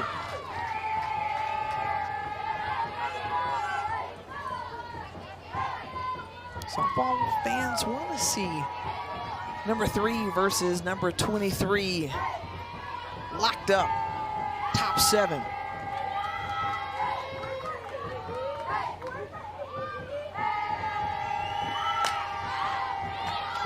And popped up, Nelson waved off by Zidak in left field, coming in for out number 1.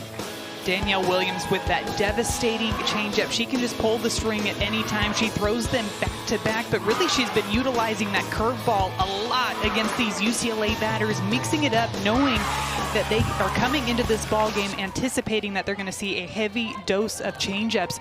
And we've seen her throw that curveball, that rise ball combination, coming in about 61, 62 miles per hour. And so far, UCLA hasn't been able to make those consistent adjustments against it. Nearly the exact location as that last pop-up, and this time Nelson gets it 2 away. Next batter for the Bruins, number 23, Aaliyah Jordan. Jordan had that RBI double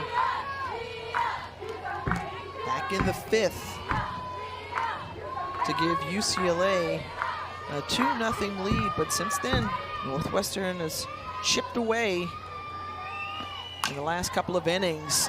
Along that right side, great play in the hole, deep for the second baseman, Grace Nito.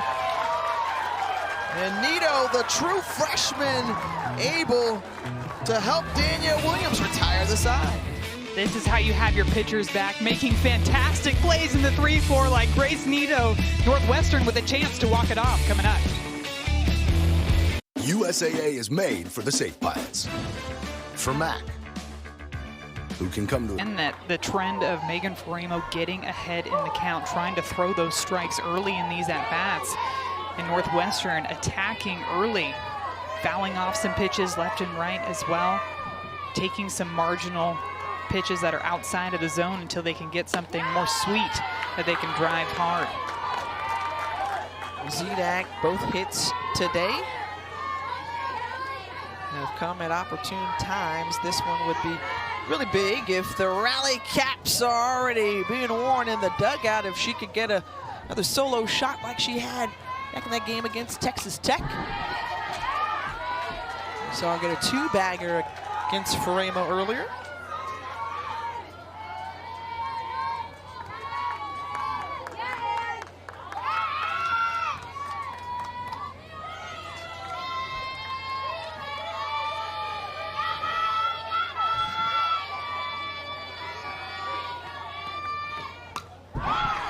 Off again by Zidak. Taking some big cuts at these pitches. The first one on the outside part of the zone, and that last one inside. Faremo continuing to move the ball in different quadrants of the strike zone, but Northwestern being aggressive in their at-bats, trying to make something happen.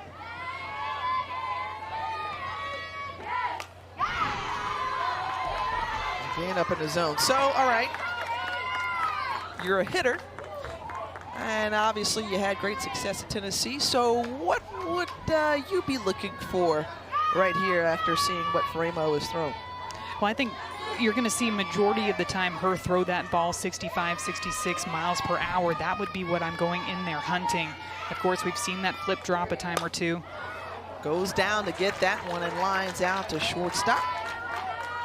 So had the mentality, waited for that one, a change of speed. Put one down for the Wildcats. Hannah Cady. Yeah, that was a great example of that drop and a good location for it to way down at the shoestrings of Zidak. She was able to go down and get it, but not a pitch that you can very easily get good barrel to. And because of that, goes straight over to Bree Perez for an easy out, number 1.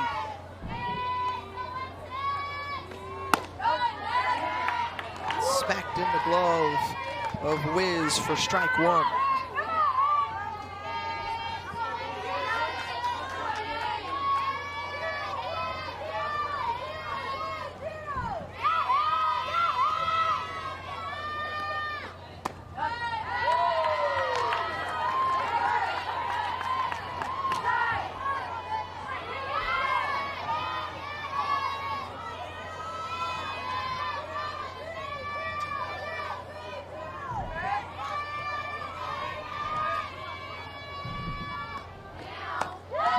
swing and a miss, and strikeout number 12. That's a season high for Megan Farema. Farema just continuing with that stoic, confident presence out there in the circle. We're seeing the same timing in between pitches, the same rhythm out of her throughout this entire ball game. And that's the sort of consistency that you can count on going down the stretch. You know that her defense behind her thrives off of that confidence that she brings in the circle and her ability to just keep them in this ball game and give them an opportunity to come back.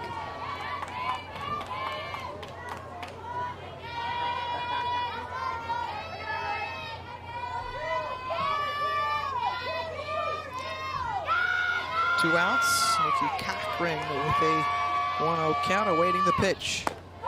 Swings through it.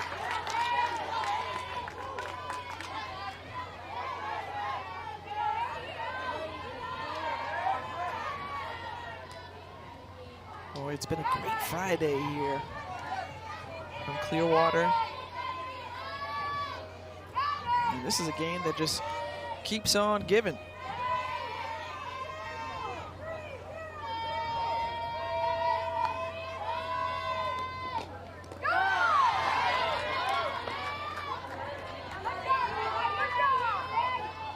Balls and a strike to Nikki Cochran.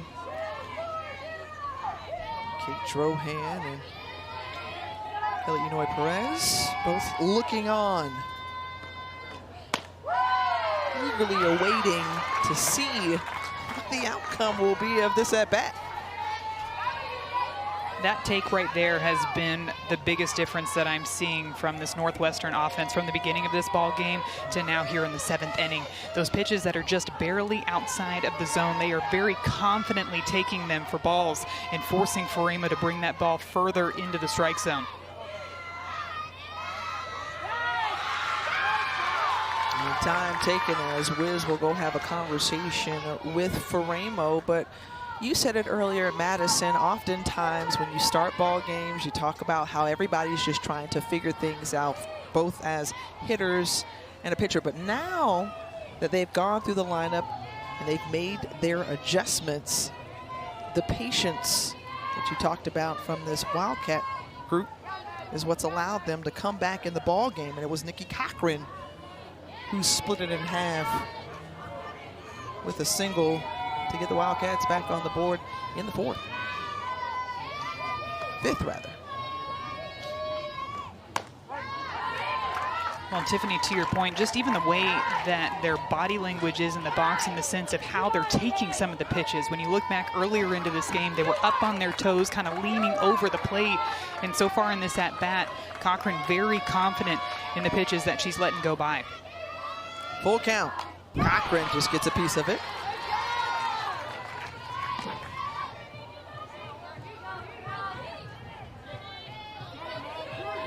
Well, this game started at about 1:40 Eastern. We're nearing the 4 o'clock hour. Of course, LSU in Oklahoma State readying to take the field after this one. The pitch from Faremo. Tried to paint that outside, doesn't get the call, and a two-out walk to Nikki Cochran. That looked like the exact same pitch that Nikki Cochran took to get to that 3-1 count. So again, that confidence in knowing the strike zone, becoming familiar with what that home plate umpire has been calling back there. This pitch not missing by much on the outside part of the plate.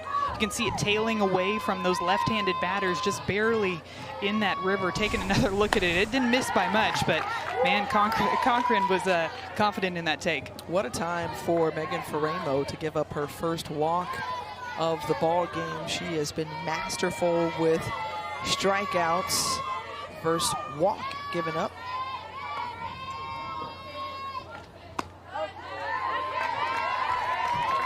And Sydney Supley would sure love to get a hold of one.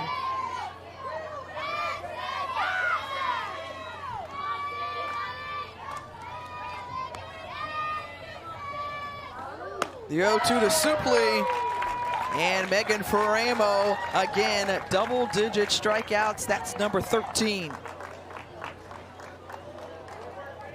So a 2-2 ball At game. the end of It's 7, it's all not tied 2-2. completed after 7. We've got to go to extra innings for just a little bit more.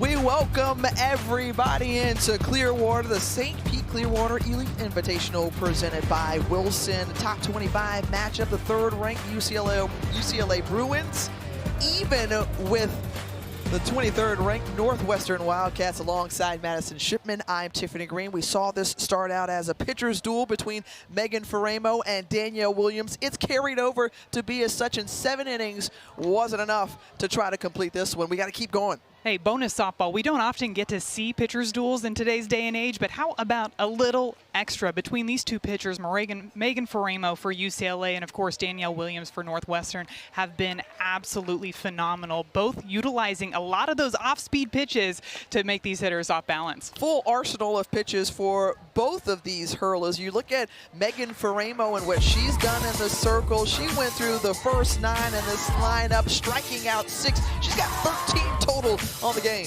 Faremo knew coming into this season that she was going to have to shoulder majority of the load, and she's doing exactly that.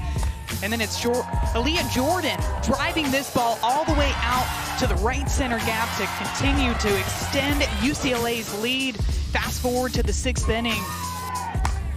It's Rachel Lewis, one of the strongest players on this Northwestern squad, blasting that ball over the center field wall to tie up this ball game. And we mentioned Danielle Williams, the elite pitcher for Northwestern. She is just carving up these UCLA batters, utilizing that lefty curveball, tailing away from this lefty-heavy offense, and mixing in that changeup in there as well. Game summary so far through 7 innings. It's Faremo and Williams going toe-to-toe, but the late run for the Wildcats to claw their way back into it and even it up at 2 apiece, as neither of these teams want to come out on the losing side of it. Of course, if you're waiting to see LSU Oklahoma State, another top 25 matchup that will take the field, probably about 30-40 minutes after this one is completed. And Delaney Wiz trying to lay down the bunt,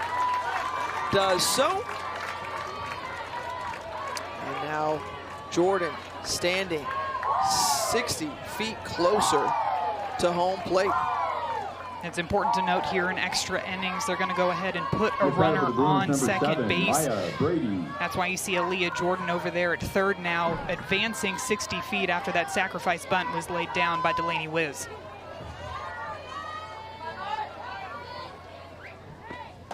Moving things along here is Maya Brady. Brady, who's been kept off balance today. She's popped out, flied out, and struck out her first time up.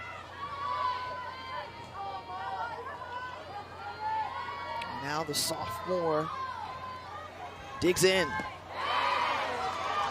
She go around, they say yes. 1 ball and 1 strike to Brady.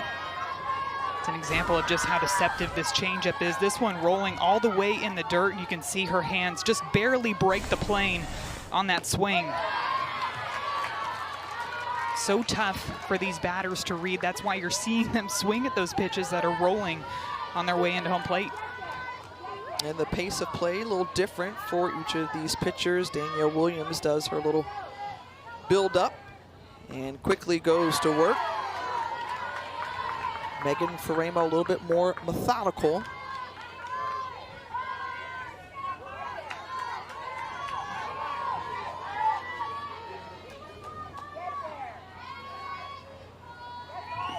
Williams to Brady. Sends it flying to right field. The throw, and not in time as it was deep enough. The RBI sac fly for UCLA. They're up 3-2. Perfectly executed fundamental softball right there by UCLA. Extra innings, you have that runner on second base. You lay down the sacrifice bunt to move her over to third. And then Maya Brady coming up clutch with that sacrifice fly out to right field to bring that go-ahead run across the board. Opening game for Kelly Unoy Perez and our UCLA Bruins making their second appearance in this invitational, along with Northwestern. Cats coming out of the Big Ten. Bruins from the Pac-12.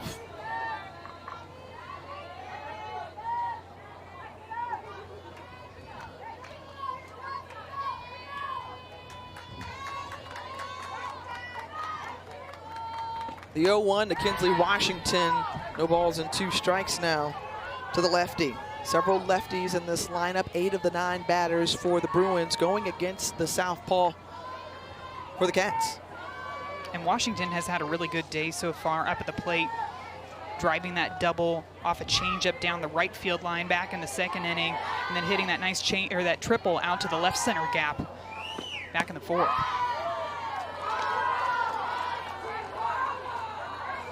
All-conference performer out of the Pac-12. And Washington, one of those fifth-year seniors for the Bruins. 1 ball and 2 strikes. And Washington, once again, good cracks at it, continuing to foul it away, trying to time it up with Danielle Williams. We talked about how deadly her changeup is and deceptive at the same time. Well, and Washington has so many tools up at the plate as well. We're seeing her run through these pitches, trying to slap the ball to put it in play. We've seen her swing away throughout the rest of this game. Swinging at this one, and this one flying deep to right and out of here. So a double, triple, and add solo homer for Kinsley Washington today. Home run, Kinsley Washington. From the start of this game, Kinsley Washington has approached her at-bats with such aggressiveness, and she does it again here in this at-bat. This is the changeup down in the zone. Look at the way she's able to go and get it. She's even a little bit early on this swing, but she sinks that weight into the front leg, keeps her hands back, and just blasts this one over that right field wall. Such an impressive at-bat by Kinsley Washington to extend this UCLA lead. She has had great success today against Danielle Williams, a woman on a mission at the plate. And what do when you hit a solo home run? You get the golden bat and the receiving line from your teammates to help add a little extra cushion to that lead. Gotta love it, big smile on her face. Danielle Williams, one of the best pitchers in the nation. And Washington just went up there with a game plan. Be aggressive, take hacks, see what's gonna happen, and it pays off for her.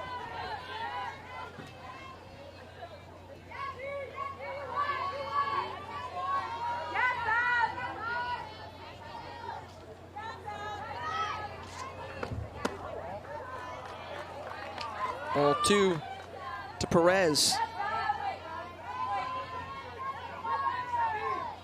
Polo, excuse me.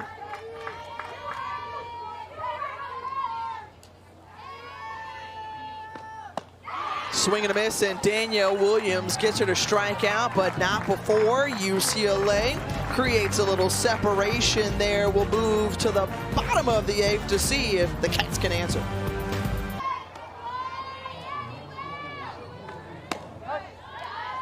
And we're seeing Danielle Williams at the plate. She's been awesome in the circle today.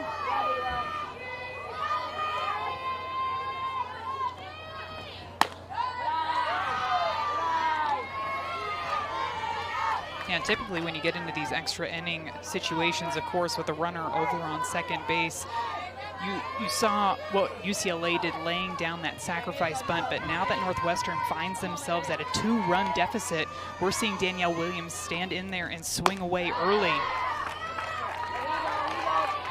They need to end up scoring, of course, 2 runs to tie up this ball game, so they're looking for a big swing of the bat out of their pitcher here.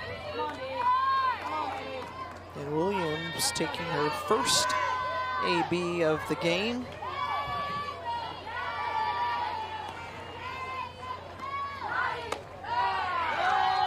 Stays off of it, 2 balls and 2 strikes to the senior.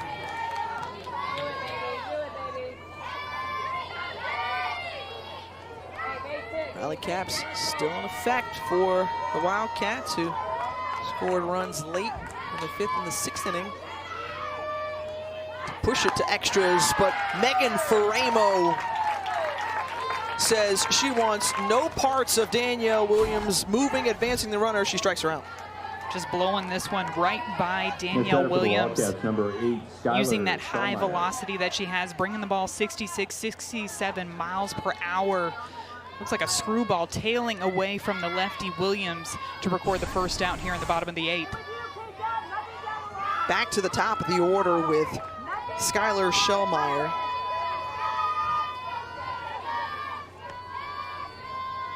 Shellmeyer, who has put together a collection of singles throughout the day. 1 for 3 against Faramo, was 4 for 5 earlier against Texas Tech.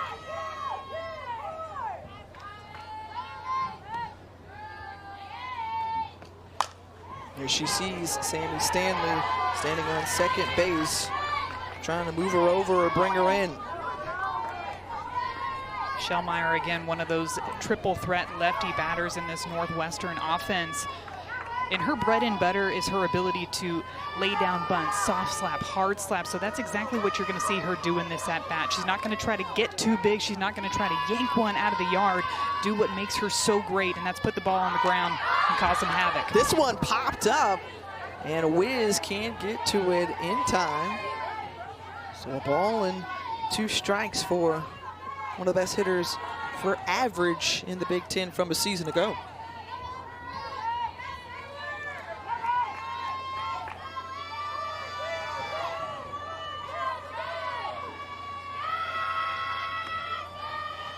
The pitch.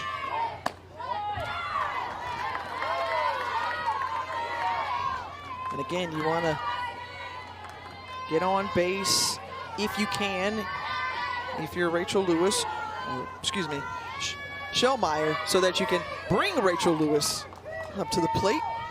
She's on deck.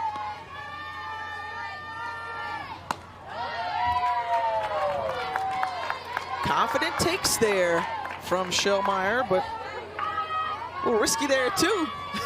Those pitches are not missing by much on that outside part of the plate, and you'd imagine as a slapper that she's hunting that outside part of the strike zone, trying to drive something over into that 5-6 hole, but she's confident in those takes.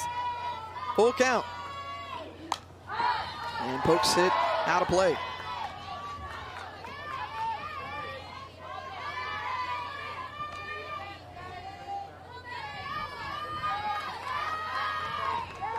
And this is the scene here from the Eddie Seymour softball complex, all congregating around this field to see the outcome of this game. Of course, some Cowgirl fans wanting to push some of these Bruin and Cats fans out of the way so they can watch their team take on LSU next.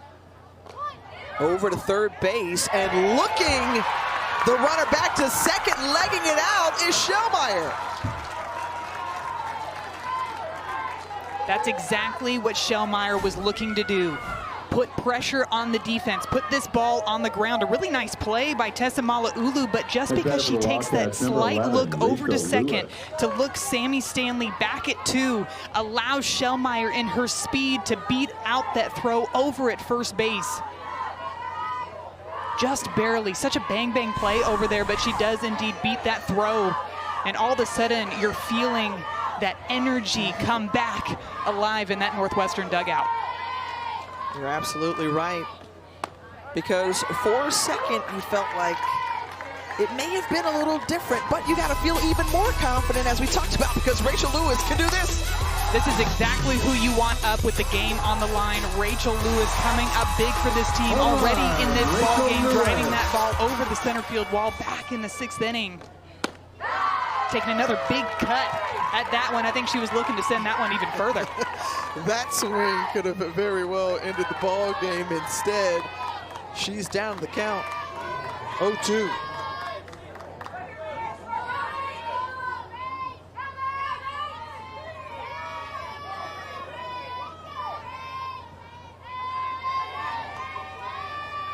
Faramo to Lewis. High for ball 1. Looked for a second like Sammy Stanley over there on second base kind of slipped in her leadoff. Might have stumbled a little bit, but she was still able to make it back safely into second.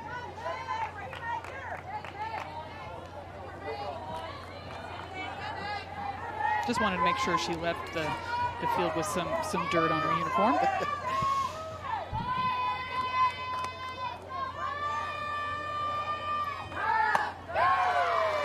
Lewis takes that one outside.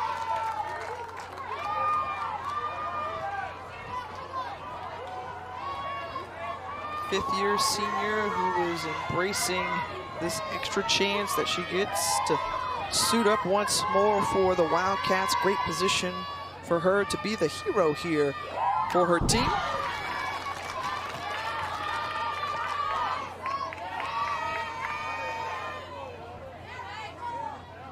The pitch that we have not seen a lot of so far in this inning is that flip drop, that off-speed drop that Faremo throws. Everything stayed consistently in the high 60s out of her hand so far. And Rachel Lewis is working on getting her timing down on those swings. And then just pops that one up in the infield to Bree Perez, and 2 away. So Faremo and the Bruins 1 out from closing this ball game. Next batter for the Wildcats, number 36. Big time pitch there by Faremo, knowing that Rachel Lewis extended her barrel on an outside pitch back in the 6th inning, decides to come inside, jam her up to get that big second out. One of the anchors for this team, Jordan Rudd, standing in. She's long been a good RBI producer for the Wildcats.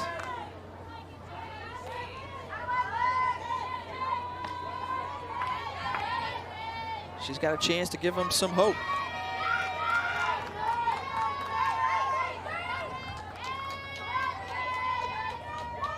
You know, her teammates in the dugout certainly are believing. 2 on, 2 out. The 0-1. Make it 0-2. Rudd being aggressive early in this count, knowing that Faremo likes to get ahead and stay ahead of these batters. But now Faremo, with ahead 0-2, has the ability to throw whatever she wants. Coach Kate Drohan said that she loves Jordan Rudd in her offense because of how clutch she is. She is the player that they go to when they need that timely hit. Can she come up with one here? She's able to get it off the glove of Savvy Pola, and 1 run is in as Stanley plays home. And clap it up if you're a Cats fan for Jordan Rudd. The constant fight that we're seeing out of this Northwestern offense. This pitch on the outside part of the plate, Jordan Rudd takes her barrel straight to it.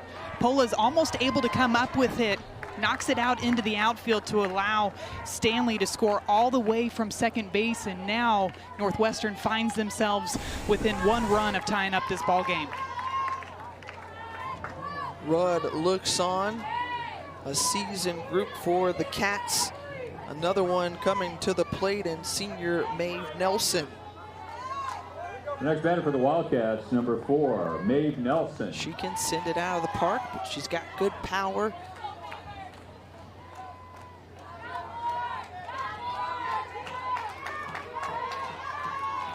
She stands in. Struck out a couple times, grounded out as well.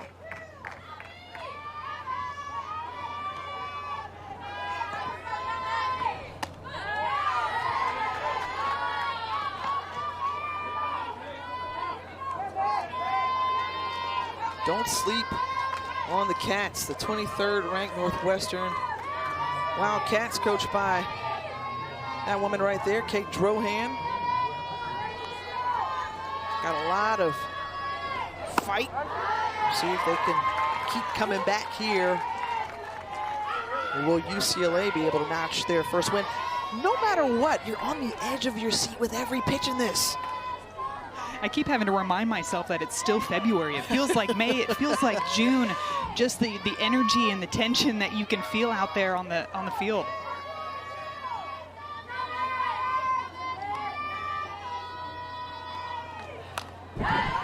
back, a ball and 2 strike.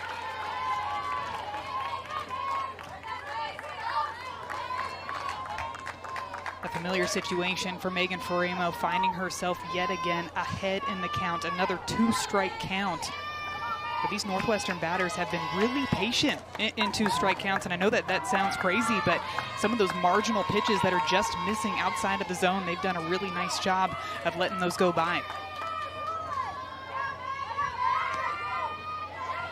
The pitch, check swing foul, and Nelson stays alive. And there's that first drop that we've seen out of the hand of Faremo this inning. Look how she turns it over right at the last minute, that downward movement, moving away from those right-handed batters, not to mention it's dropping about 10, 15 miles per hour as well. So how much more important was that Kinsley Washington home run? The 1-2 from Faremo, and Mae Wilson says, I don't worry about none of that. I got my own home run to give you.